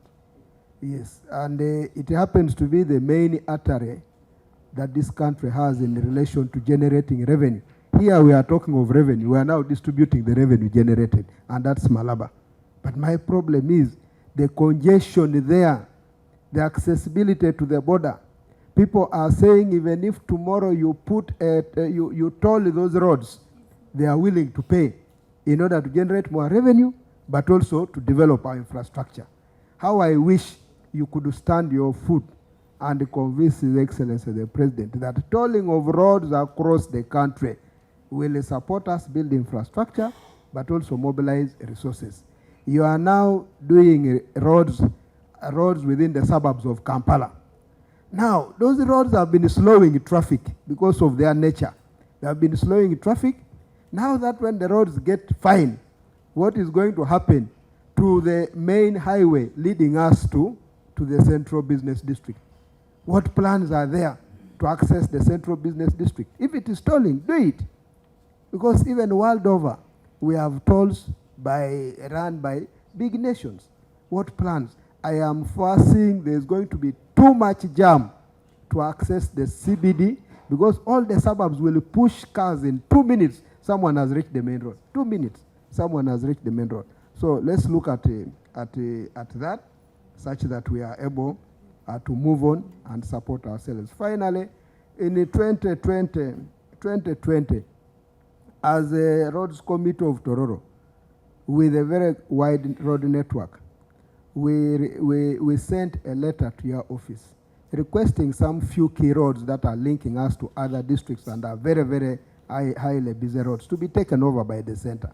But to date, over 5 reminders have come. Chair, kindly handle that. Thank you. Do you want them to respond? Let them respond. We want to go to data analysis. Okay, Honorable Fred and Alex. Thank you, Chair. I want, as they respond, the contract of Pinnacle now. Who signed this contract extension on behalf of Pinnacle?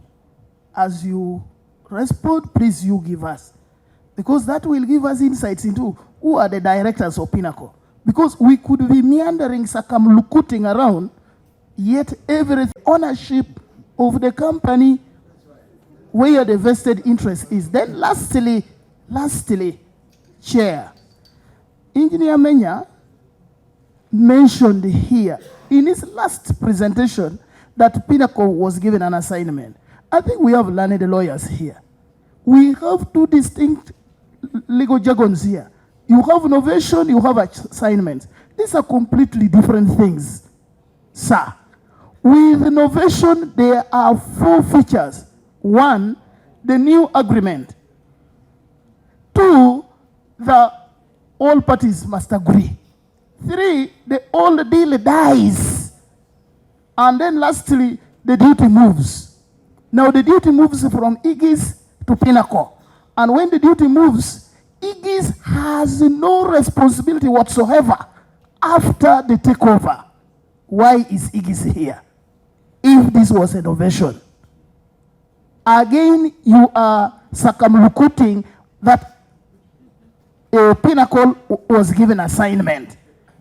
Sir, may you elucidate vehemently. I beg to submit.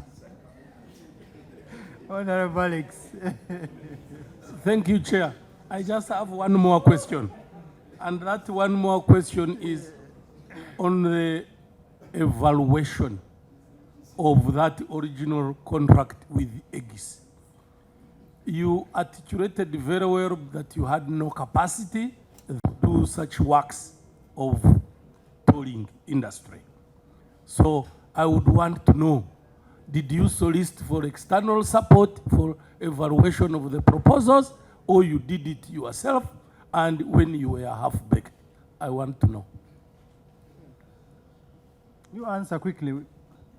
Oh, on the issue of evaluation, like I said, the level of skilled personnel, the type of Joans, they were given capacity, they participated in preparing the TORs because they did benchmarking and went all over. But what we said was the next level of capacity of doing the actual toll operations. That's why there was that of capacity. And I think capacity is that one, is doing the actual toll operations. That's when you will understand what is within the scope of the people who have forwarded the proposals. Chair. No, let them respond. Yeah, I wanted the directors, and this one should come from the PS and the minister. Yeah, the directors, because they are on the paper.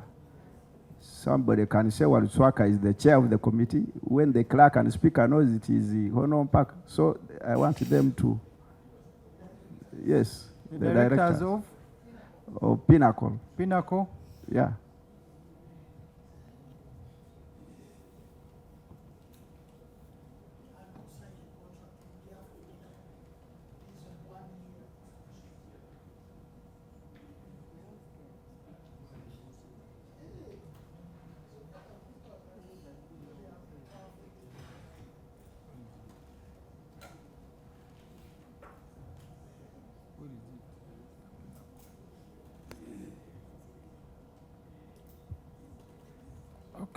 Honorable Chair, I see document here, April 2026.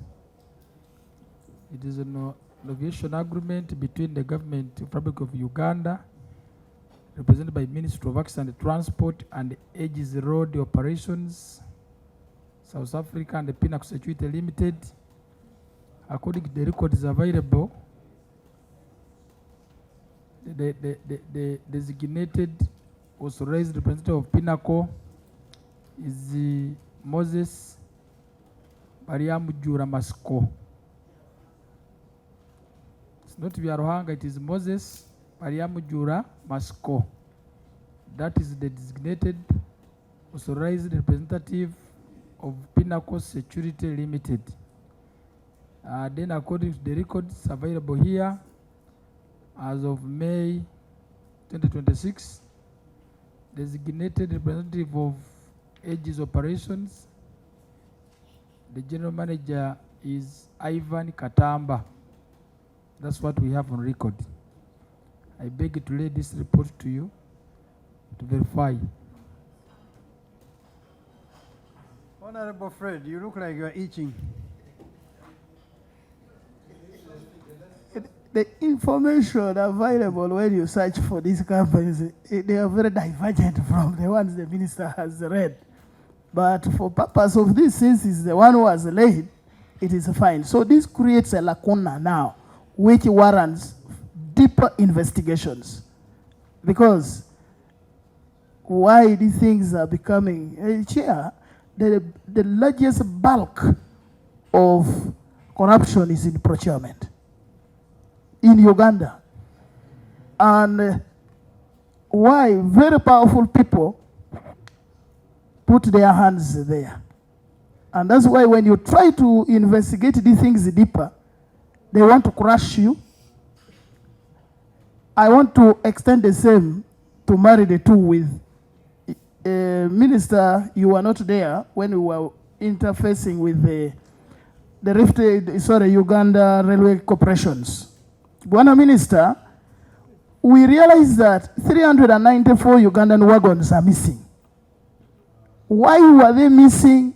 Because Rift Valley Railways handed over to Uganda Railway Corporation. There is no handover report, no inventories, nothing. And a letter was written as submitted by, I think, the managing director. The Minister of Finance by then ordered that handover should take place even without handover report. And immediately on that very same day, the letter was received. So, how different is Aegis and Pinnacle from Uganda Railway Corporation and Rift Valley Railways? I beg to submit. They're asking you, you are looking at me.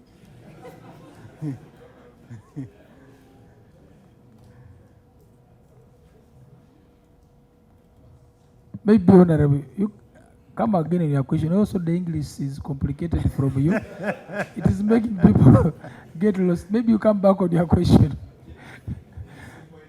Yes, Chair. Is a simplified. I think I was a little bit. He's just trying to understand very simple. the difference. What I'm just bringing a similarity analysis between Igis and Pinnacle, Uganda Railway Corporation and Rift Valley Railways, because these are the two are within your dockets. When we interfaced with Uganda Railway Corporation, we asked for the handover report. It wasn't there. We asked who authorized the handover without the handover report, and then the inventories. Honorable, just ask a question in regards to this. Yes. Now, with Pinnacle, you, Engineer Menya, talked about novation, and again talked about assignment, and yet these are two different things. So, I was asking, who warranted novation? Did the Ministry of Works warrant novation or assignment to Pinnacle? Because if it is an assignment, Igis completely now disappears and is not responsible at all to what we are doing here. Why is Igis here if it was innovation? Two, you have again said it is assignment. If it is assignment, that means Igis still retains the right to answer all the things. Then why do we have Pinnacle here? It goes back to the first question I asked. What is the difference between Igis and Pinnacle? Are the two not the same? Isn't the difference the similarity?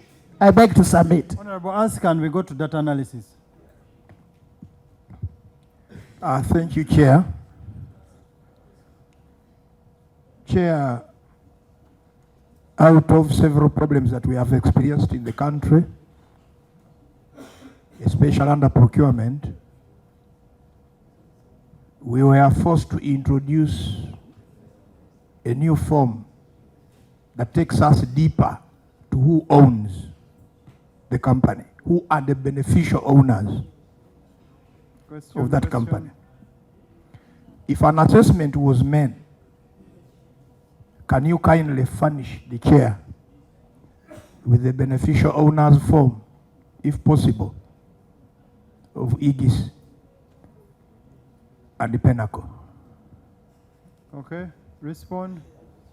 That one, we shall provide as requested, in addition to the earlier missing documents to the chair. We shall press for it. You construct a road, you anticipate in 5 years you are going to get about 146 billion from that road, and you give a contractor to manage it at 122 billion.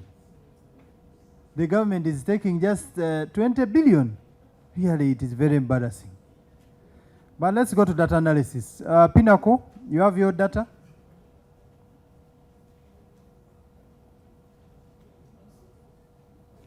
Microphone. I would like to ask which data, please. Data for the toll collections. Are you referring to the records that that I submitted to you? All the records regarding collection at the toll. Yes. You have it now? Not all. Right now, no. Kindly give the committee your collections for the month of January 2022. Okay. You just open the laptop and read them out.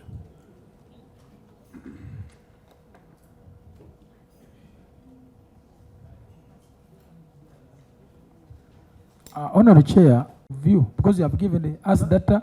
No, Ministry already gave us their data. So this one on page 4 we're going to show you how we have compared. How we have arrived at this. The Ministry already gave us theirs. Now we want Pinnacle to officially give us theirs. Okay. The month of January 2022, what were the total collections? According to this document that we submitted to you last week, it's 2,347,691,900. Okay. Now, according to the information we picked from your system, when we visited you, we have 2.4 billion 81,744,000, a deficit of 134 million. Well, I would like to verify that, sir. With Okay. what was shared with you. December 2023, what were your collections? We have just sampled 5 months. The collections, according to this document, were 3,950,124,200. We have a collection of 4,295,887,000, a deficit of 345,762,800. So your collections for November 2024?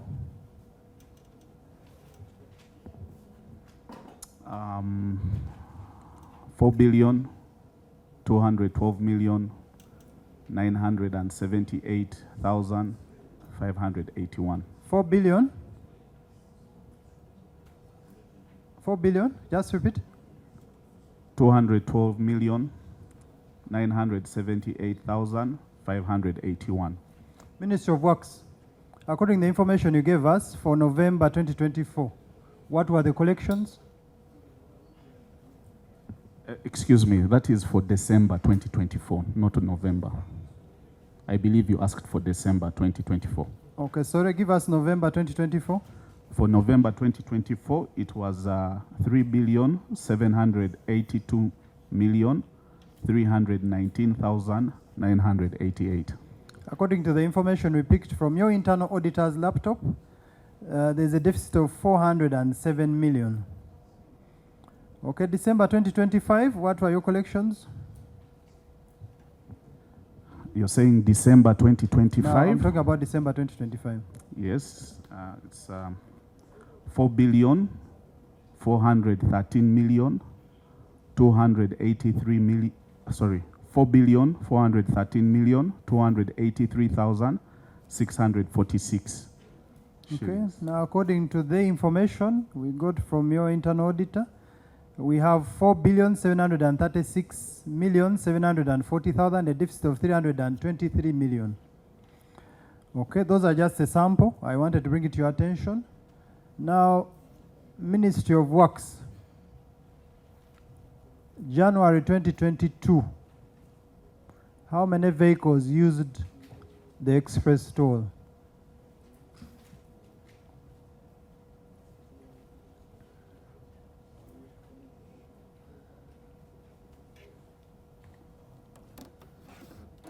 $482,641.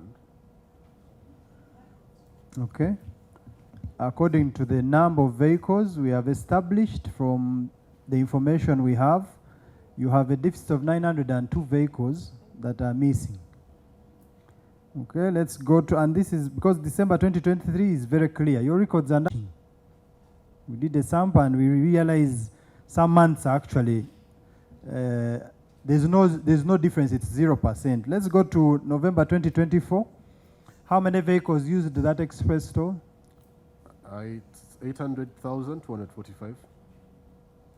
We have a deficit of 1,646. Okay.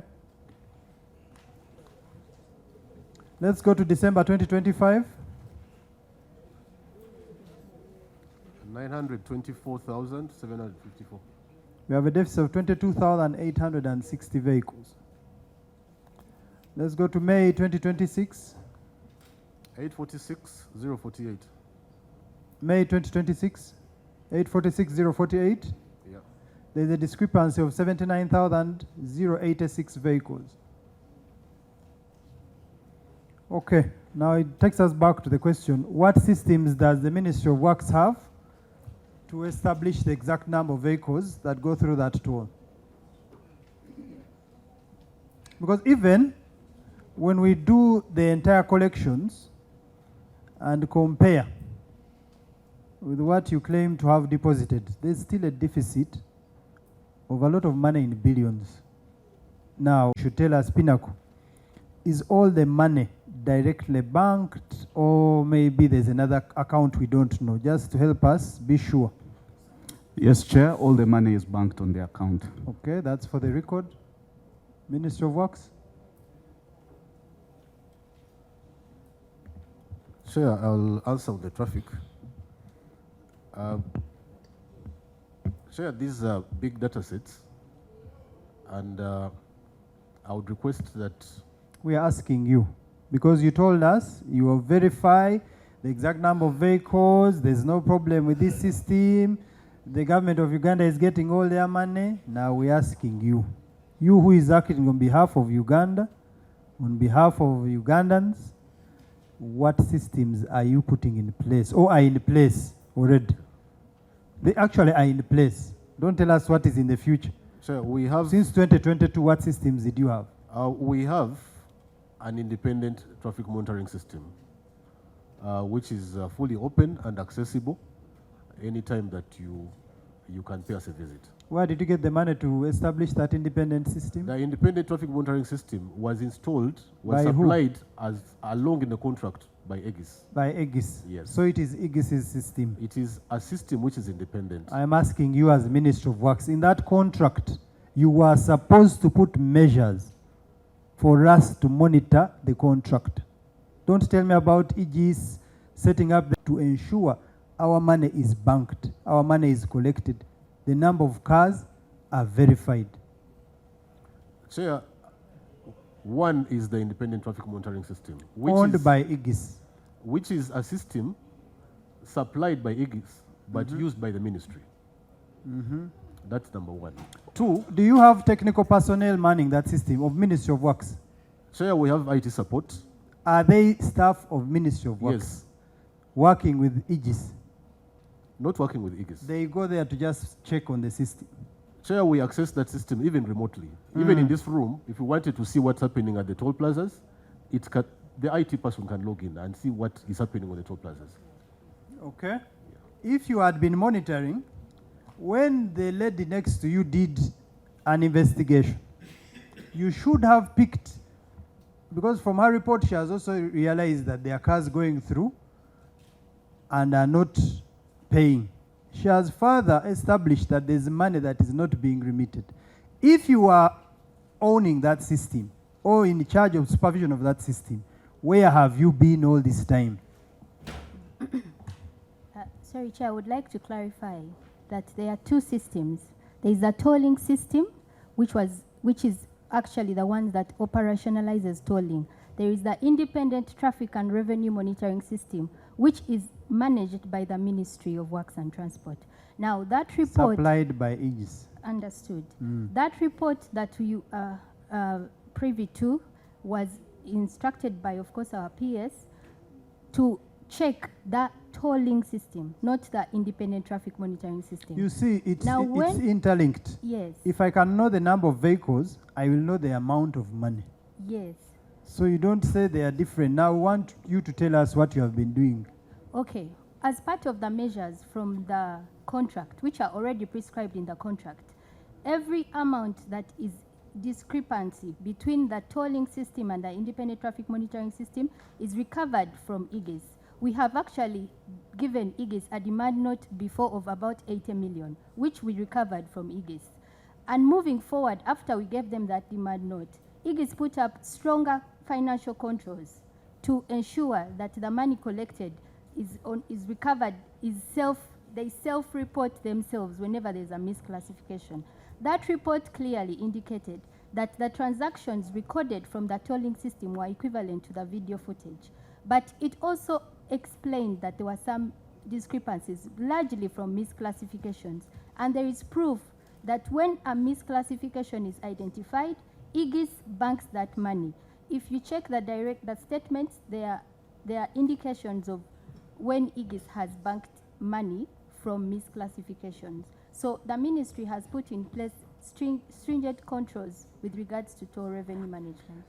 You see, Joan, Engineer Joan, we want to know, because for us we have the bank statements already, but we want to know from your side, you are the one supposed to protect us, you are the one supposed to represent us.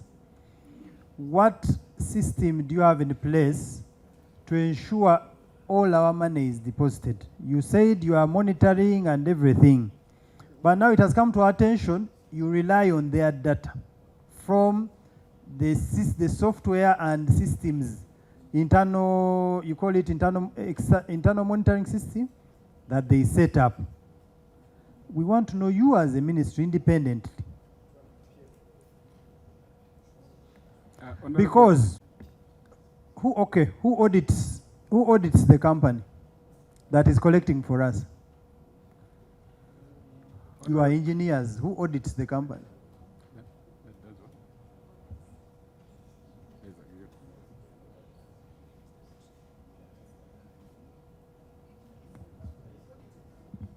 So I don't know if I got you right. Who audits? Aegis? Aegis. Whatever I want to call it, Aegis or Pinnacle. Who audits them? Pinnacle has their own internal audit systems. And we are aware. However, from your side, it is simple. So who audits? Don't tell us recently. This has been since 2022. Who has been auditing these companies? Because they are collecting money on our behalf. I don't know if I got you right, but okay, let me phrase it this way. We know they have a private auditor. KPMG, if I read their bank's audited books of accounts very well, but that's their private arrangement. Now you as Uganda, who is auditing on our behalf? On behalf of government, recently we had Auditor General. Because the Auditor General last audited in 2023. Chair, it is Auditor General audited us this year. This year? Yes. He audits per year? Auditor General undertook a systems audit on the Kampala-Entebbe Expressway, which was a comprehensive audit. We had an exit meeting about a month ago. Has that report been published? I am not sure, but not yet published. So the Auditor General has just audited. They audited. Now, since 2022, who was auditing them?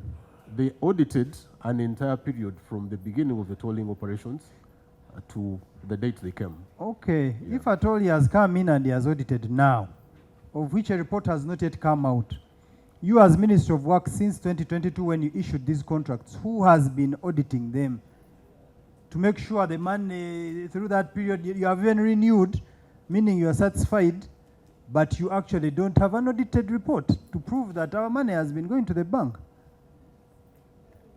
Because even the report you are referring to is not yet out. We don't have it. We have not seen it.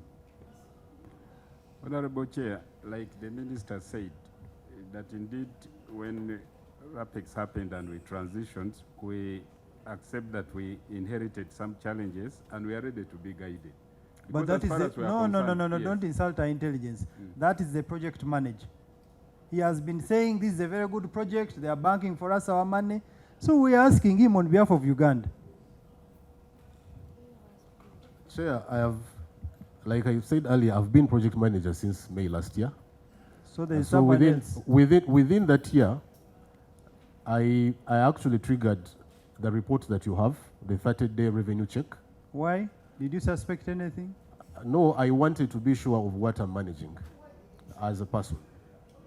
I wanted to be sure of what I'm managing because this is revenue that is involved, there's traffic and all that, so I wanted to be sure of what is managing. So we sanctioned that, which we would term an internal audit on our side. We went and did a 30-day parallel check on the system, match for match, and the findings are in that report. As you see them in there, we were as honest as possible because we wanted to make improvements. So you are telling us the mistakes of the past were done by someone else? Yeah, I don't want to put blame. But on my side, when I came in as a contract manager, it was just my own initiative that I needed to know what I'm managing. And that's why we did that revenue check. You were there when they renewed this contract, were you not? Yes, I was. And you didn't bother to look for an audited report? You just approved. You said, these people are very good, let's renew.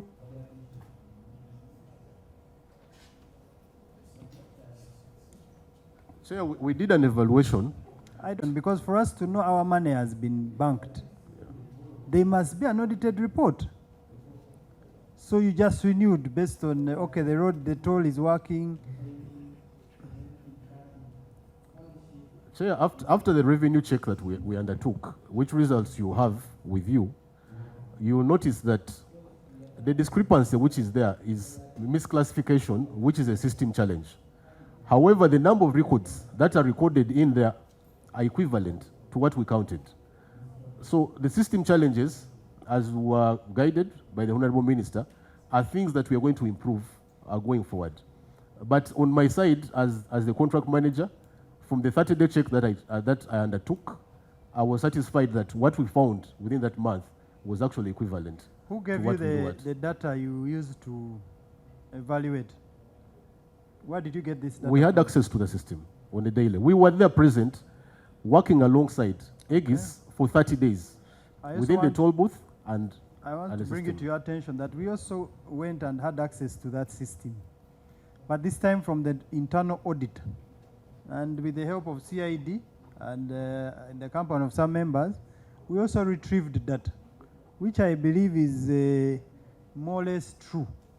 Because this is from their internal audit. And it's totally different from what you have. Instead, what you have is the same as what they have submitted. Totally different from what we got from their internal auditor's laptop. Deputy Chair. Now that Chair, is oh sorry. Like my colleague said before, that expressway itself is a very fantastic innovation. But the problem is just this issue of money. Chair, I want to tell you what's happening in the Democratic Republic of Congo. They will just say, for instance, Engineer Tio, you are going to collect first taxes in the entire West Nile. And it will be up to me to disclose to them how much I have collected. And the moment I say I've collected 30 billion, everyone kneels down and starts clapping. And they salute me without any controls on the audit. I still maintain my position at the beginning that every lucrative mistake has got its stakeholders. There are people benefiting from this project. How long is the current contract of Pinnacle remaining? About 10 months? Yep. I think expires in May 2027. one of the worst mistakes in Uganda will be that in the next 10 months, we've not developed our own capacity, or we have not handed over the collection of this revenue to a competent entity like Uganda Revenue Authority. That will be the worst mistake we shall have made as a country. Thank you, Chair. Honorable Emma. For the articles and memorandum of association of Pinnacle. I've been going through them. And in those articles, there's no article that allows you to collect money from the toll gate. That is corruption, number one. The procurement team, I want to see the faces of procurement team, if they're here.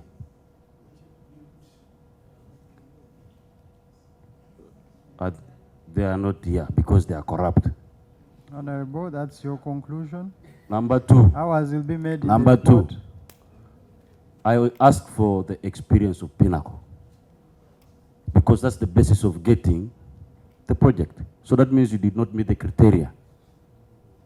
That tells us, I want to borrow the words of my other honorable colleagues, that this is a deal. So it seems this deal is a deal of people of Ministry of Works and Transport. So that's why you also extended this project when the Pinnacle did not, perform well in the last years. It's because you wanted your deal to continue. So we have now known that through your chair, if procurement was here, I would have asked that they write us a statement as to why they gave a contract to a company that did not even have experience. That even in the articles of memorandum, in their own articles of memorandum, did not have this specific bit of collection of money from the toll gate. Thank you. Honorable Imaju, then Honorable Fred. Thank you, Chair. Chair, for the time that we have spent here, I think I first of all want to categorically state that from my perspective, we are not getting satisfactory responses, and I think that speaks a lot to the kind of inquiry that we are doing. But Chair, since we are looking at the system, I have two critical questions. Number one, when you look at the contract with Aegis in 2021, there was a specific requirement for Aegis to actually give this country an automatic vehicle classifier. That is part of the things that they were supposed to do in the contract. They were also supposed to provide an overload control system, and they were also supposed to provide road safety attenuators. If you look at the contract, those items were valued at about 1.6 billion Uganda shillings. I can confirm confidently that these systems were not procured or they were not implemented as per the contract. So I'm just curious to know why these deliverables for all that period of time have actually remained unimplemented, and there is no one who is raising a red flag, or if the red flag is being raised, no one is actually following to see that we resolve this. Or they have been warned. It could be true. But I would also like to know, are there any sanctions that we have given to Aegis or Pinnacle for breach of contract? Because this is loss to the people of Uganda. Chair, Joanne spoke about two systems. She talked about the toll. She talked about the tolling system, and then the traffic and revenue collection. Chair, I also wish to bring to your attention that when we checked, we actually established on the toll system the unsupported toll exemptions. In the system, you have about 9,777 toll exemptions. When you convert that into our currency, it's about 53.8 million. These toll exemptions were granted without actually any supporting justification, 9,777. Additionally, you had about 16,175 free passage transactions, and those were worth 106 million Uganda shillings. All this could not be verified. Now, I want to know who actually authorizes these exemptions. Who is that person who is in charge of authorization of those exemptions? And then why would nearly 10,000 unsupported exemptions be permitted or ignored?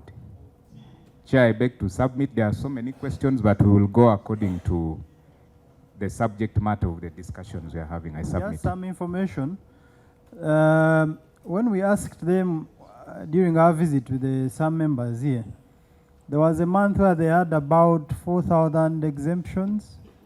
And when we asked, they said the president's convoy is the one that is exempted, and ambulances and fire trucks, if I remember well. Now the question is, how many times does the president cross, and how many vehicles does he use a day? Or how many ambulances roughly cross that road to have 4,000 exemptions? in a month. But we shall know. Honorable Fred. Thank you so much, Chair. One, record that they have very stringent monitoring systems in place. I'm asking, can both of you account for the discrepancies with the stringent monitoring systems you have in place? Can you account for the recurrent discrepancies? That is one.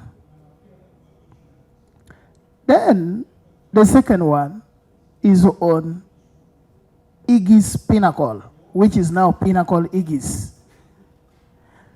You extended the contract of Iggy's through Pinnacle, okay, in the name of Pinnacle, at a cost of 36 billion for 1 year.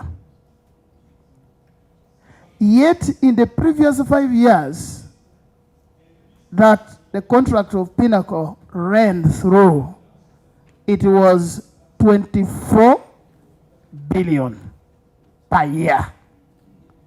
What motivated you to accept the cost of 36 plus billion for Pinnacle for 1 year, and yet in the previous 5 years you were accepting at about 25 billion? What motivated you if there was not in any way vested interest? I beg to submit. And you know, in a year, according to the calculation, we are making about 42 billion. Now they are given this contract at 36 billion. So Uganda is going to get, on a conservative estimation, about 6 billion on Honorable Waluswak.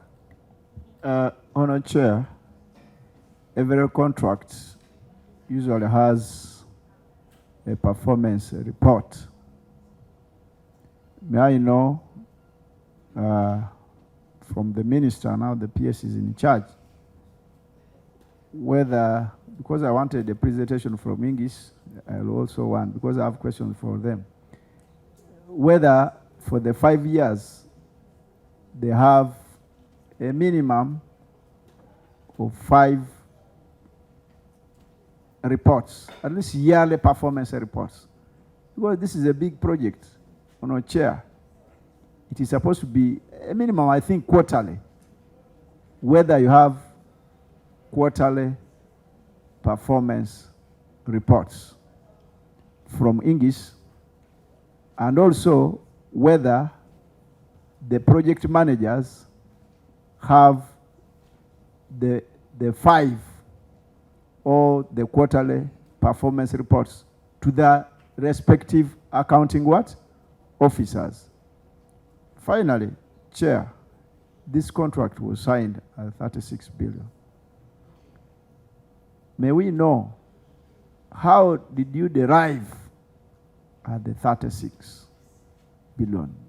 What technical,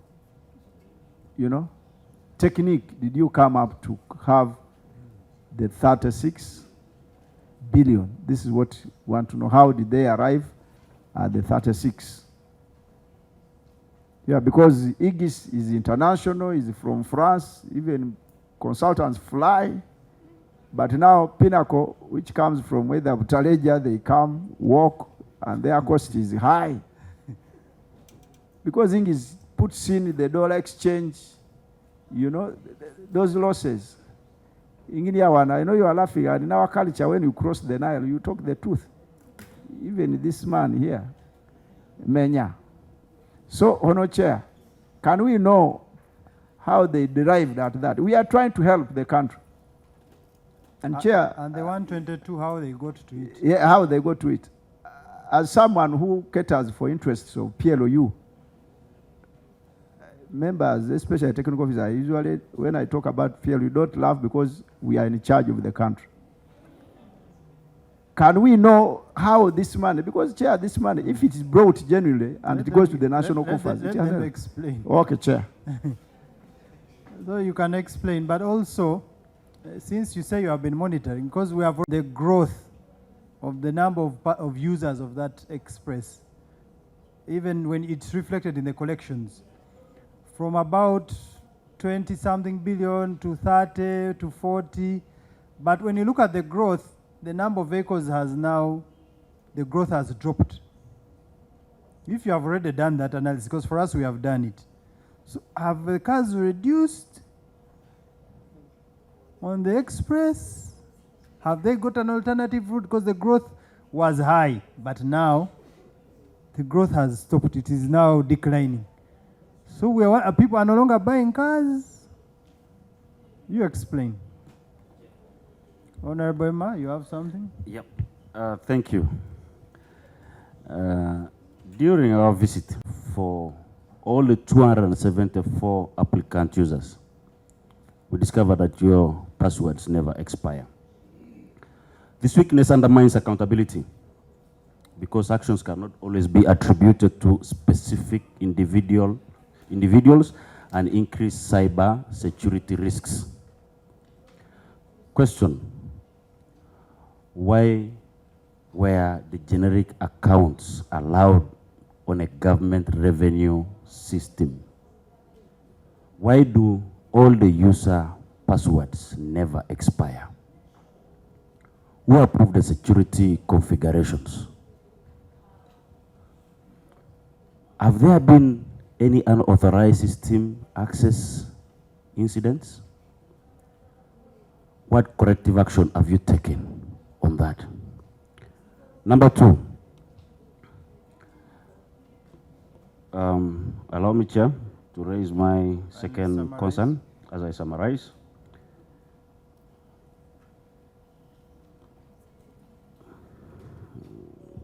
Where is it? Yeah.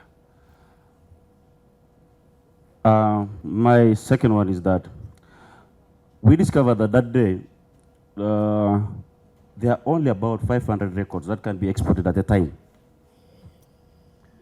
because the system stores a lot, millions of the records, but we discovered that it's only 500 that can be transferred at a time. This limits investigation analysis in the time of trying to discover what is happening with your systems. Now the question is that, why was the system designed with such a restrictive export functionality?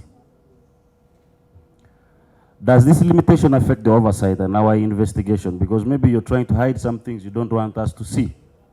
That's why you've kept it like, so that we transfer 500, then we hide the rest. So we want to know why. Is there a plan to improve on this? And we want to ask, was government aware of these limitations before accepting the system? Thank you. Kindly respond, but Joan,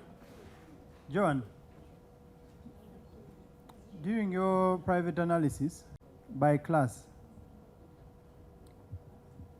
Chair, I beg to seek further clarification because the revenue is against the payment mode.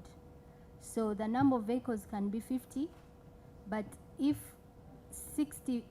40 pay cash, then and 10 pay using card, there is a different payment regime for the card. Yes, we have classified that already because the data we have shows those who have paid cash. Yes. So the question was, did you come up, it's a simple question just for the record. Did you come up, did you find an anomaly in the amount of money per month versus vis-a-vis the vehicles per class and those that pay cash? Purely against those that pay cash. Whenever we have such anomalies, did you come up? Did you find? Yes, we found some anomalies. That's enough. Can you respond to the questions? Sure. One small thing. I needed were put in the stores, the goods received, and the technical person who verified what they supplied. Because why I'm bringing that, Chair, I want to know what they supplied vis-a-vis what the Chinese contractor already installed And through you, Chair, if they can bring that contract of the Chinese, you will see that he had supplied everything. This one here might have been either air supply, or you get one item and do double accountability. So if it's there, can we know whether the internal auditor verified, whether the user department then verified, and whether the stores, because it's part of government, you supply on government, whether it's part of now of the government. Thank you. But the accounting officer, you're very peaceful.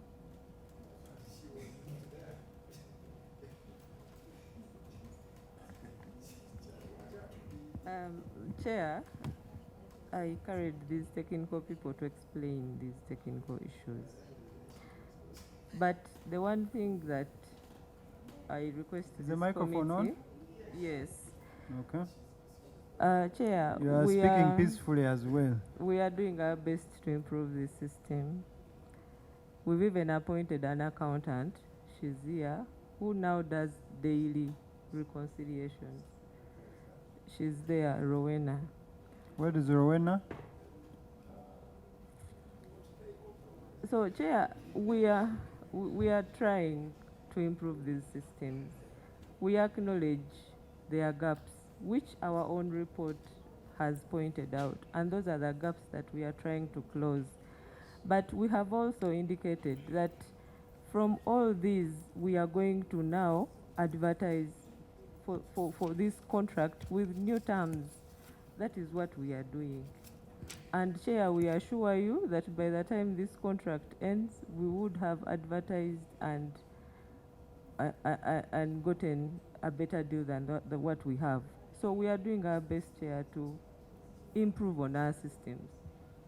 That is all I can say. The rest, the technical team can explain. And about systems, I would request the manager ICT to also explain about the records and why the system has restrictions. I thank you, Chair.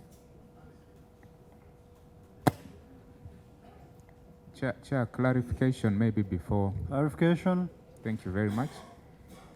I want to draw your attention to page 4 of this, because we asked those questions, but I just want to draw your attention to page 4. There are specific areas, differences, please consider them as deficit. And then through you, Chair, if I could just ask my last question for the day and submit for the team to respond. So when we also looked at your statements, the financial statements, yeah, specifically 2024, 2025, 2024-2025, there is a revenue variance of about 22.49 billion. 22.49 billion. Yeah, I don't know if, engineer, you picked that in the review. We just want you to explain why you would have such a big variance. That is when? 2024-2025 financial year. Yeah. We just want you to explain that, and that will be my last question for today. Thank you very much. Chair, has now Pinnacle brought its system? Because the other English, they brought a new system and their money was 24 billion. Has now English taken away the system? If they are using the same system, how come somebody who has not brought a system is being given at a higher what? A higher rate. So Ingilia, I start with that one. Someone who has not brought a system, who has not brought the equipment, or they have now brought. If they have brought, can we look at what the auditor looked at? And you said you are agreeing at the same. So can we see? Thank you. Respond. Thank you, Chair. I will start by breaking down the contract for Pinnacle, which is the extension. Under the contract, we have items A to H, and one is performance-based operation and maintenance, which is valued at 11 billion. 11 billion divided by 12 months is roughly about the 1 billion that we've been paying Aegis. we have the one-off design. Engineer Isaac. Yes. I read that contract, specifically the one with Aegis. You are supposed to be giving these people money quarterly. You are giving to them monthly. Yes. Why? There's the conditions of contract were in contradiction with that quarterly payment. So there was a clarification which was got from Solicitor General, which okayed the monthly payments. There was a contradiction in the contract. So there's a record. Can you send us onto that? Solicitor General's? Give it to us. Joan has many files. We'll clarify. We'll submit the internal reviews and that gave to that okayed the monthly payment. Yeah. Okay. Joan, we may have to see what's in those files. But at the end, we will need to see what you had brought for us. Right. The next part is the one-off design and construction works, which is 1.667 billion. And then there is a 10% contingency. No, this is for the entire contract. The one-off design and construction works, as the honourable member rightly said, one of the items which wasn't concluded was the overload control system, which we haven't paid to date. The reason was that we failed to find a suitable place to install the weigh-in-motion bridges that are accurate for enforcement.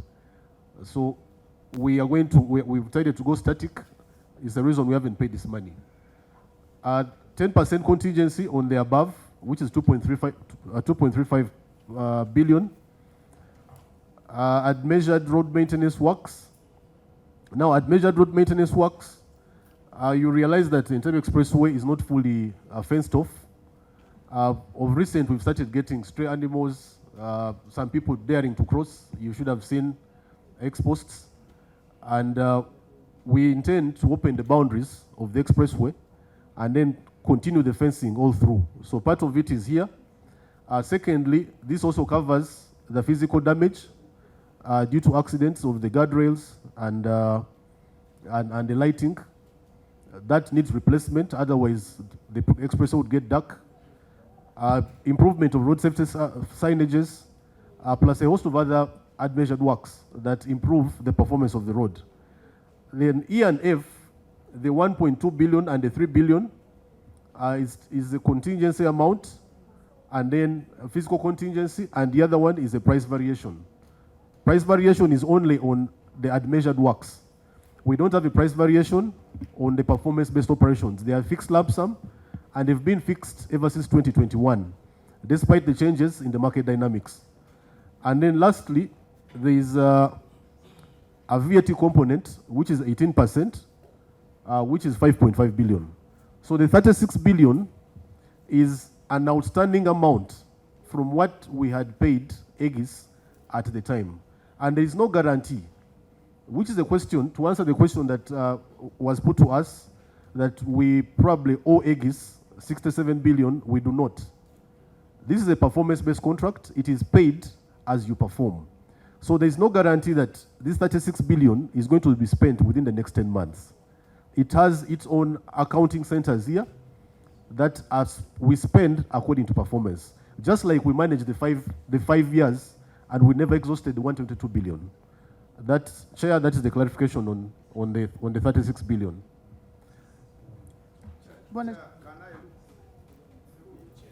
Can I get, maybe I peruse through that so that the people of Taleja can ask some additional questions as they answer the others. Through you, Chair. Please. Yes, PS, I think.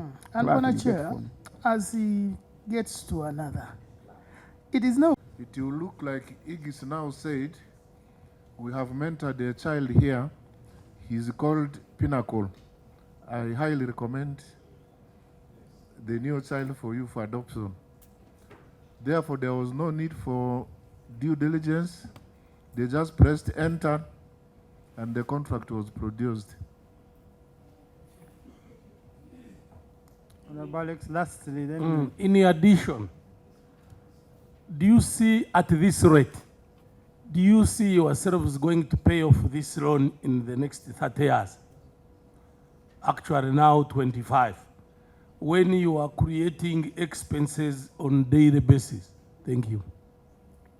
And you know, the fact that you committed us to such an arrangement, for example, now 1 year, our average revenue from those tolls is about 42 billion. You have given a private contractor 36 billion. All that loss we make in interests, someone must account for it. I'm just giving a heads up on what is going to come at the end of the report.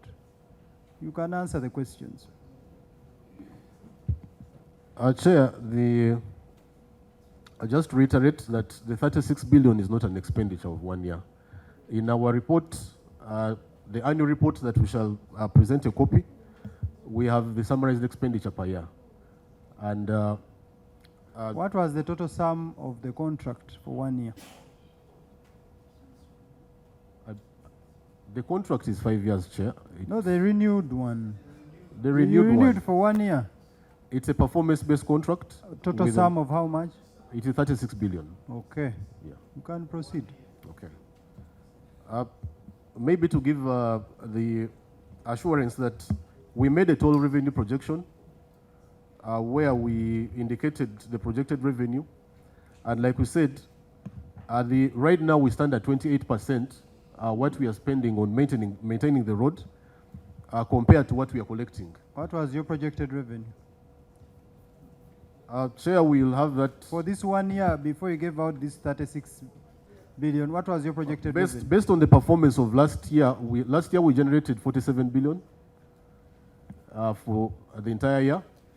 This year, if you factor in a 5% increment in traffic, assuming all market dynamics remain the same, would go to somewhere beyond 50. Have you looked at the collections from January to June? Yes. What is the amount?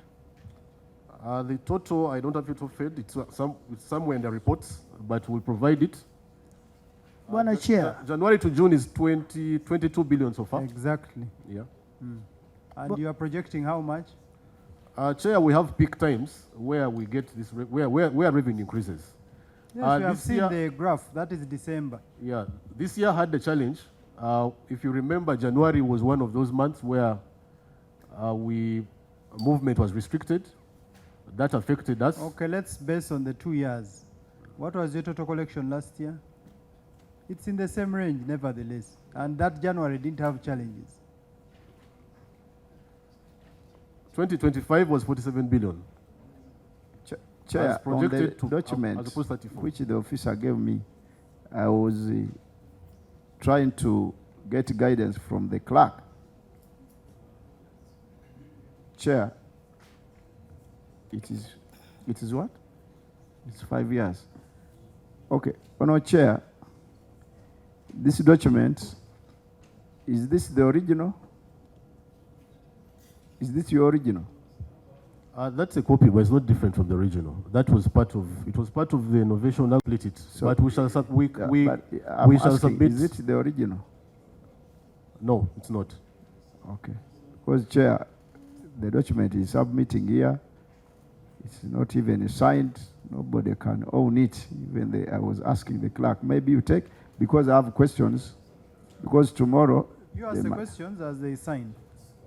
So, Honourable Chair, the questions I was raising, because the 122 here, the contract, they said contract scope, the 122 million engineer, is it for 1 year, for 5 years? The first column, second one. This one here. That is 5 years. Okay. This is the 5 years. Then the last one is for 1 year. Chair, I beg to give some clarification in relation to that. The 36 billion is not a new contract. It's an extension of the Aegis contract. So we could not amend the contract sum. But there is no guarantee that we are going to spend the 36 billion in the remaining time of 1 year. We are not in a rush. 36 billion is a new contract. We reason as to why it's a new contract. Did you get approval from Solicitor General? It's a novation of a contract. Chair. Yes, but it is a new contract. The novation is different from the 36. The novation was a transition of two companies, and that was just before the expiry of the old contract. Now the 36 is an entirely different contract for a period of 1 year. The contract was extended before expiry. Yeah, but extending a tune of 36 billion, that's a new contract. To who? Because the sum has changed.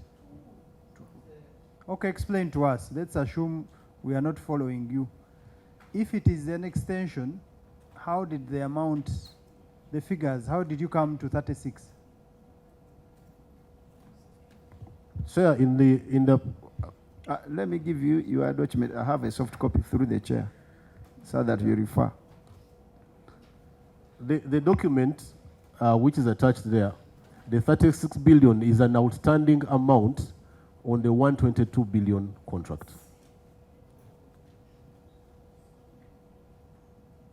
And in that table, there are 5 columns in there. There's a 122, there's the cumulative payment made, then there is the outstanding amount that formed the 36 billion.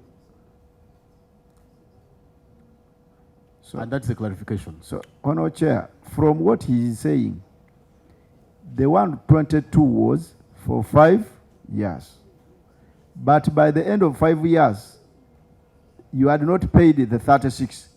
That's why you went to Solicitor General and said, okay, there is a way we want to get this money. They call it vetment. They call it what? You are, the term is called what? No, it's not environment, sir. It's called what? That new reversion. Novation. They went to Solicitor General that, oh, we had our money remaining here. You just innovate so that we get that money. I think this is what, because he said, because you were wondering, how did you come? He said, oh, because there was this remaining one. So they are just innovating to make sure the contract amount is what? That's what I wanted. The money, the contract had expired. Even under those circumstances, all the money had not been exploited. And what you did was to take to the Solicitor General, you wrote to the accounting officer, since they are... At the tail end, now our good brother there is coming to the realization. He said this is not a new contract. It is an extension. This is a simple word for all of us to know. Extension, meaning that you are moving on with the old, but you are giving him more time. But you are saying Pinnacle now is in charge. So this is innovation. Novation completely changes the parties or terms, sir. You don't confuse the committee. With novation, there are 4 salient features. Number 1, the duties move. What does it mean? Both the rights and the duties move to the new party. So the rights and the duties have moved from Igis to Pinnacle. But again, you are telling us that you have just extended. Sir, are we proceeding well? Next, another feature of novation. The old bill dies. What does this mean? The first contract no longer exists. Why are you confusing this committee? That's why I used the word circumlocute in the beginning. And now I want to add that you are not only circumlocuting, but you are creating imbroglio to the committee. This is a total confusion. You're confusing us. You are saying extension, you are saying new contract, you are saying novation, you are saying assignment. What exactly did you do? Did you extend? Did you assign? Did you novate? Be clear to the committee so that we get on record and the country can get value for money. I beg to submit. Okay, don't circumlocute. Explain. Chair, I'll start from the last, which has to clarify once again that we innovated a contract, as the Honorable has rightly said, meaning that all the rights and obligations were transferred from one party to another. And to be precise, that is from Aegis to Pinnacle Security Limited. Madam Chair, basing on what he has just said, if you did that, why has the cost now skyrocketed from 24 to 36? Why? Explain. So after novation, the ministry was, I can say this, that we needed a bit of time to develop the electronic toll collection system. So to give, but the services and maintenance on that road needed to be undertaken. Otherwise, if we had left the contract to end in May, we would be now running around trying to manage collecting the tolls. We were not ready to take on that one. So the best scenario... Just for the record, they constructed the road for 5 years. You knew there was going to be a toll. You were not ready after the 5 years. You give a contract to a private company for 5 years, they finish collecting, you are not ready. So now you have added another year because you are not ready.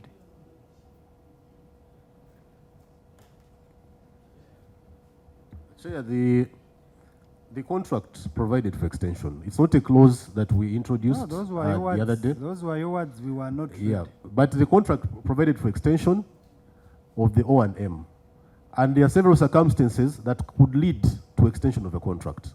In this case, that was one of the reasons, but we needed to have an electronic toll collection system before we enter the next contract. So after novation... Clarification? Wanted a small inquiry there.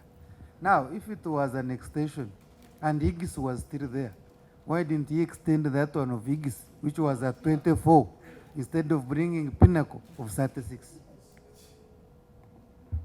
Chair, the contract, there is no difference in contract amount. If you add what Aegis was paid by the time they exited and add on the contract of Pinnacle, it comes to 122 billion. We can verify that on the contract. The contract amount hasn't increased.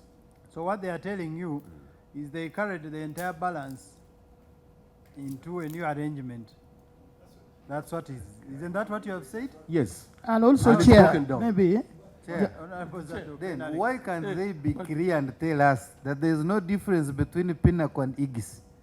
Because if they are saying extension and it is the same amount from Aegis to Pinnacle, why can't you be very clear and say it's Aegis? And we leave that one, we know. But we Chair, have according Honorable to... Alex, then Honorable Walswak. Thank you, Chair. Now, the 122 billion was based on performance. It was performance-based. And it was meant for 5 years. And you are lucky you have saved. So why do you want now to go again to spend the balance? That is one. Then number two. He said they were not ready. Because now it was meant for 5 years. And it is performance-based. So why do you say there was a balance?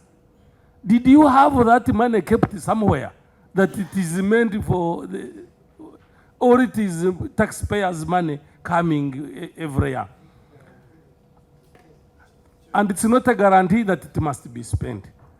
Then the other one, if it's performance-based, it can go, you are saying that not all of it can be used. But if you find somebody smart, because you are allowing him, 36 is the maximum. If you find somebody smart, he will account for all that money, and he will take it. So why do you give chance to some people who are smart? So all of it, I don't think it is right, Chair. You answer this at once because we have run out of time. Chair, Who has the... There is something. Okay. They'll answer at once. Who has the signature mandate? Because we are analyzing the statements and we are seeing very many withdrawals and transfers. So who has the signature mandate of the account in Stanbic Bank under the name Uganda National Roads Authority Kampala Express account? You want me to read the number? I believe it's, are they many accounts? Okay, account number 903-001-2349-318. Who has the signature mandate? I'm sure you know this. Thank you, Chair. We have 2 accounts in Stanbic Bank. I have read specifically number 903-001-2349-318.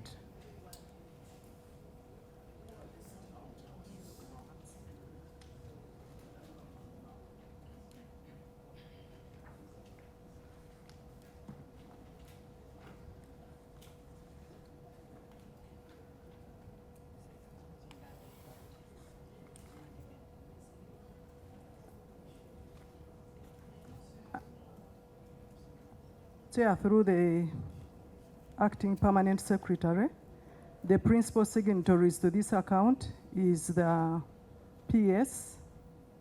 Who is that? The permanent secretary. Who is that? Who is that? Mr. Waisu Abageya and Madam Barbara Namugambi. Who is Barbara? The Oh, you are here. You are the one who has been withdrawing? Then the alternate signatories to the account is the Assistant Commissioner Accounts, Emily Birekeyaho, speaking, and the Principal Accountant, Muhanji Martin. Okay. The amounts in the interim payment certificates are inconsistent. What is the rationale? You will answer at once, because I believe there are very many questions. There was an internal transfer to an escrow account of about of 22,212,916,364. Similar, on 23rd June 2026, there was another debit of 11,445,394,432. Can you give us the details of these transfers and debits? Lastly, what is the collection method abbreviated as APCUG on that bank statement? What percentage of WHT charged on IPC varies, and what is the standard rate? Honorable Swaka? Chair, on the document, my brother, may we know what English was going to design and construct in the contract? Because, Chair, this road had been designed and well constructed, a new one, and they paid 23 billion 23.7 billion of design and construct. May we know what English was going to design? And they said construction works, despite the fact that the Chinese company had just completed the construction works. Then too, since it was a one-off and it was paid, can we know why even the new contract, the other one had a one-off, in case they did, it was at the measurement, they saved money. Why are you giving another, this one in the contract, this one-off design and construction to Pinnacle? What are they intended to design and build? Chair, that's what I wanted to bring. Chair, on this number 9, which you've just asked, about the bank account at Stanbic, we are generally aware that government is now supposed to operate a single spine. Were you authorized to open this bank account at Stanbic? And is the copy of the authorization there? Thank you. Okay, and Sure. As Honorable Maju comes in, there are many questions, but you know, this thing is really disturbing us. We are supposed to pay 350 million that we used to construct that road. Is this true? Okay. In a period of 6 years, if you have given the other balance to this contractor, assuming they spend it all, they are going to have taken 122 billion. How much have we paid of the 350 million US dollars, which is about 1.3 trillion on a conservative estimation? If we have given a contractor 122 billion, how much have we paid for the road? That one you can just say it off head. You know it, you tell us. In 6 years, how much have we paid for the road?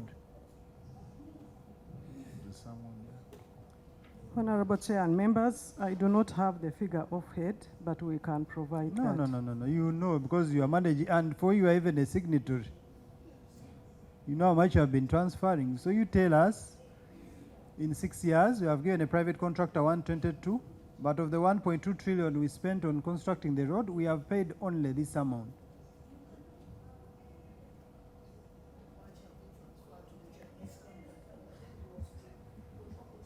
Honorable Chair, our obligation is to transfer money to the escrow account, but we will establish from Ministry of Finance because they are the ones who repay the loans. So we shall establish how much. But you have these figures. For us, we've transferred 129 billion to the escrow account. Okay. That's what we've transferred. But you don't know how much has been used to pay. That one we shall find out from Ministry of Finance. Answer the questions. Honorable Maji, you want? Chair, mine is just a very quick one because I don't want to lose the thought process we already have on question 9. Just out of curiosity, this account that we have highlighted ending with 18, I know you manage 2 accounts, the escrow and then the control account. It's the control account. The escrow is managed by Ministry of Finance. That is the one that is receiving the money from the toll. Okay. So the signatories, she's the A or the B? Yes. Okay. Honorable, yes, you are not yet asked. Honorable Metrin. Yeah, thank you, Bwana Chair. My question is just about the collection of money on the toll system, because we wanted at least to find out, because the system, when you are passing, they give you a receipt before you pass. So that money, is it the machines which are eating the money, or someone, or they have, how have they said, really, they have not given us the serious explanation there. But if it is so, what is really the solution? What are they going to do so that you can solve that problem? Because it is really complicated. Because once the time I passed there, I said, this is really a good method. Corruption won't come, won't appear here because the machines are the one accounting. But now it is now getting to my surprise that the machines also are corrupt. Then we are really in a mess. I'm sorry to say that, but I don't know. Are they the machines? Because as if I fail to understand there, maybe we need a solution. Because if it is the machine, let them set properly, maybe. Thank you, Mr. Chair. What charges would you want to put on these corrupt machines? I'll respond. Honorable Chair and members, I will request the contract manager to help on the amounts of the interim payment certificates, the variances, why they vary. Then I can go to number 3. The percentage of withholding tax charged on the IPCs is 6% on IGIS payments, and then 15% on the interest earned, that is remitted to URA.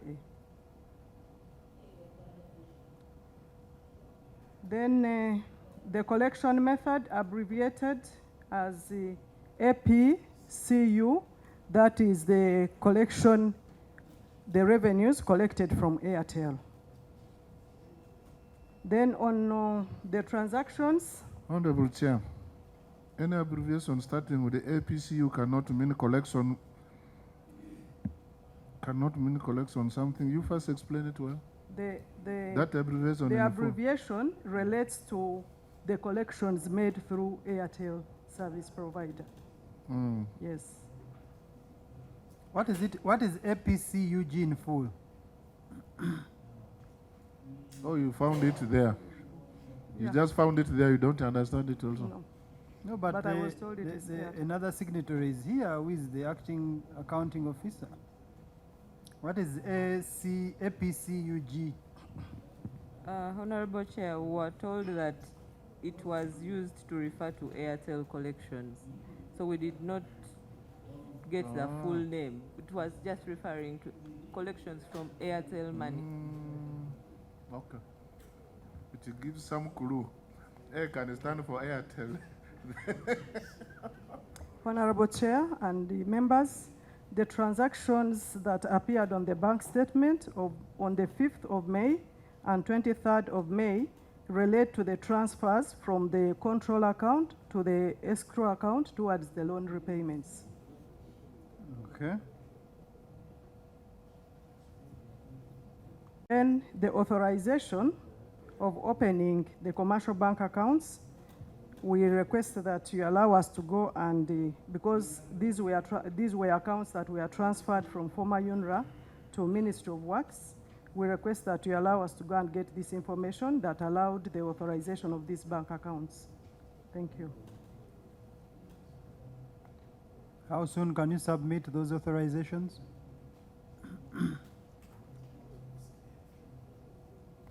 Tomorrow. Latest today by close of day. But Chair, on that clause, commercial banks in entities, they are discouraged in entities like this. Commissioner of Finance, did you inform the accounting officer that we inherited something which may not be good? Thank you, Honorable Chair. I believe at the time when these accounts were opened, former UNRA sought for authority through Accountant General's office. That's why I'm saying you allow us to get these correspondences. Chair, I'm not saying there was no authority, but since they got, you know, some of these where it is a commercial bank, you can withdraw money when the Accountant General is not aware, when Bank of Uganda is not what? Aware. I'm asking you as a technical officer, having inherited the commercial bank account, do you think it's the right way to go commercial bank? You as an accountant.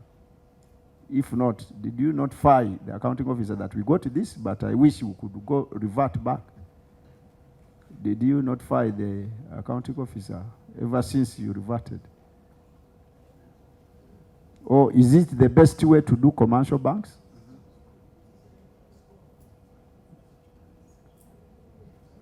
Is it the best way, Commissioner? Honorable Chair and members, we are going to provide the facts. No, I'm not saying provide.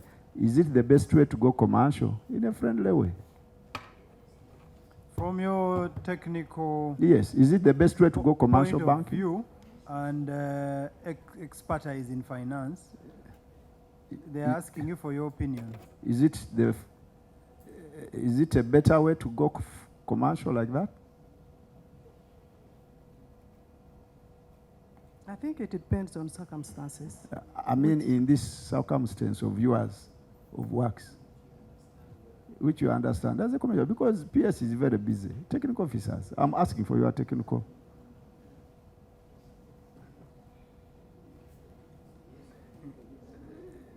My sister, in a simple way, was it a fair way?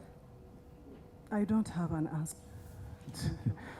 So, Honour Chair, my sister knows an answer. I think the better way is the other one. So, Commissioner, from here, you write a letter to the accounting officer so that you revert to the norm. But all those signatories to those accounts, because you deserve a fair hearing, you have to write back to the committee giving a reason for all the debits on that account. You have the bank statement like we do. You know how much you have been debiting from that account. Give an explanation before we recommend otherwise. So you have up to that one, we can give you up to end of tomorrow to explain each and every debit from that account. Because I had sampled just 2, but there are very many and you are aware. We shall do so, Honorable Chair. I would like Isaac to explain about the variances in the IPCs. Yesterday and the submissions made, we are now discussing very critical and pertinent issues. I hope that the minister is not going to come back and disown. The minister indicated that he was not feeling well, but he said they are here to respond and they are not supposed to leave till they have responded. So the PS is here as the accounting officer and she's fully in charge.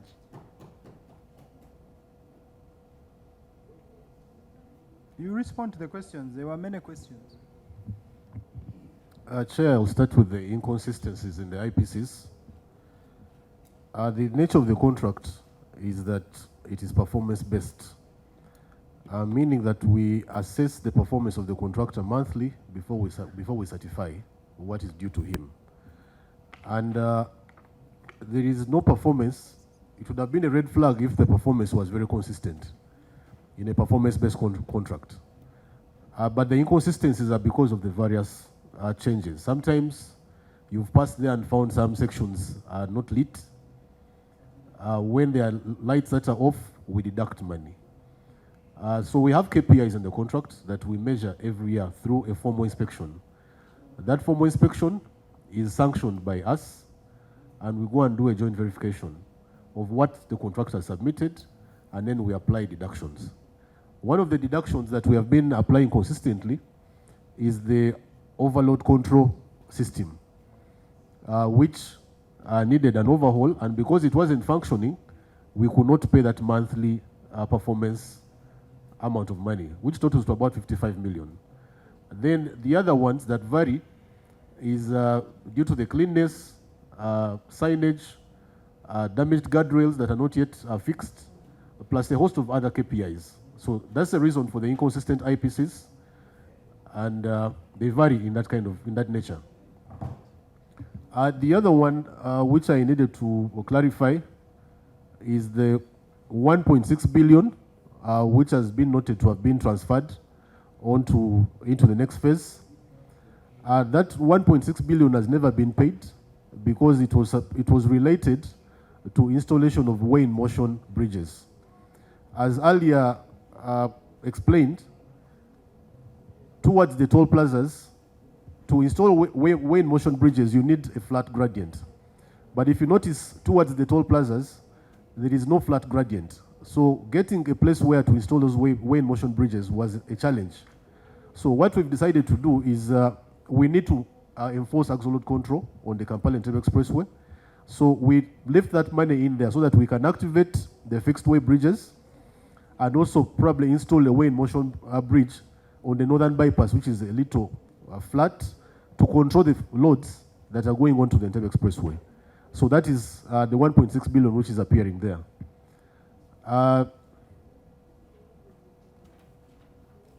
The financial statements, which was the 22 billion, that I think was between the transition between UNRA and the Minister of Works.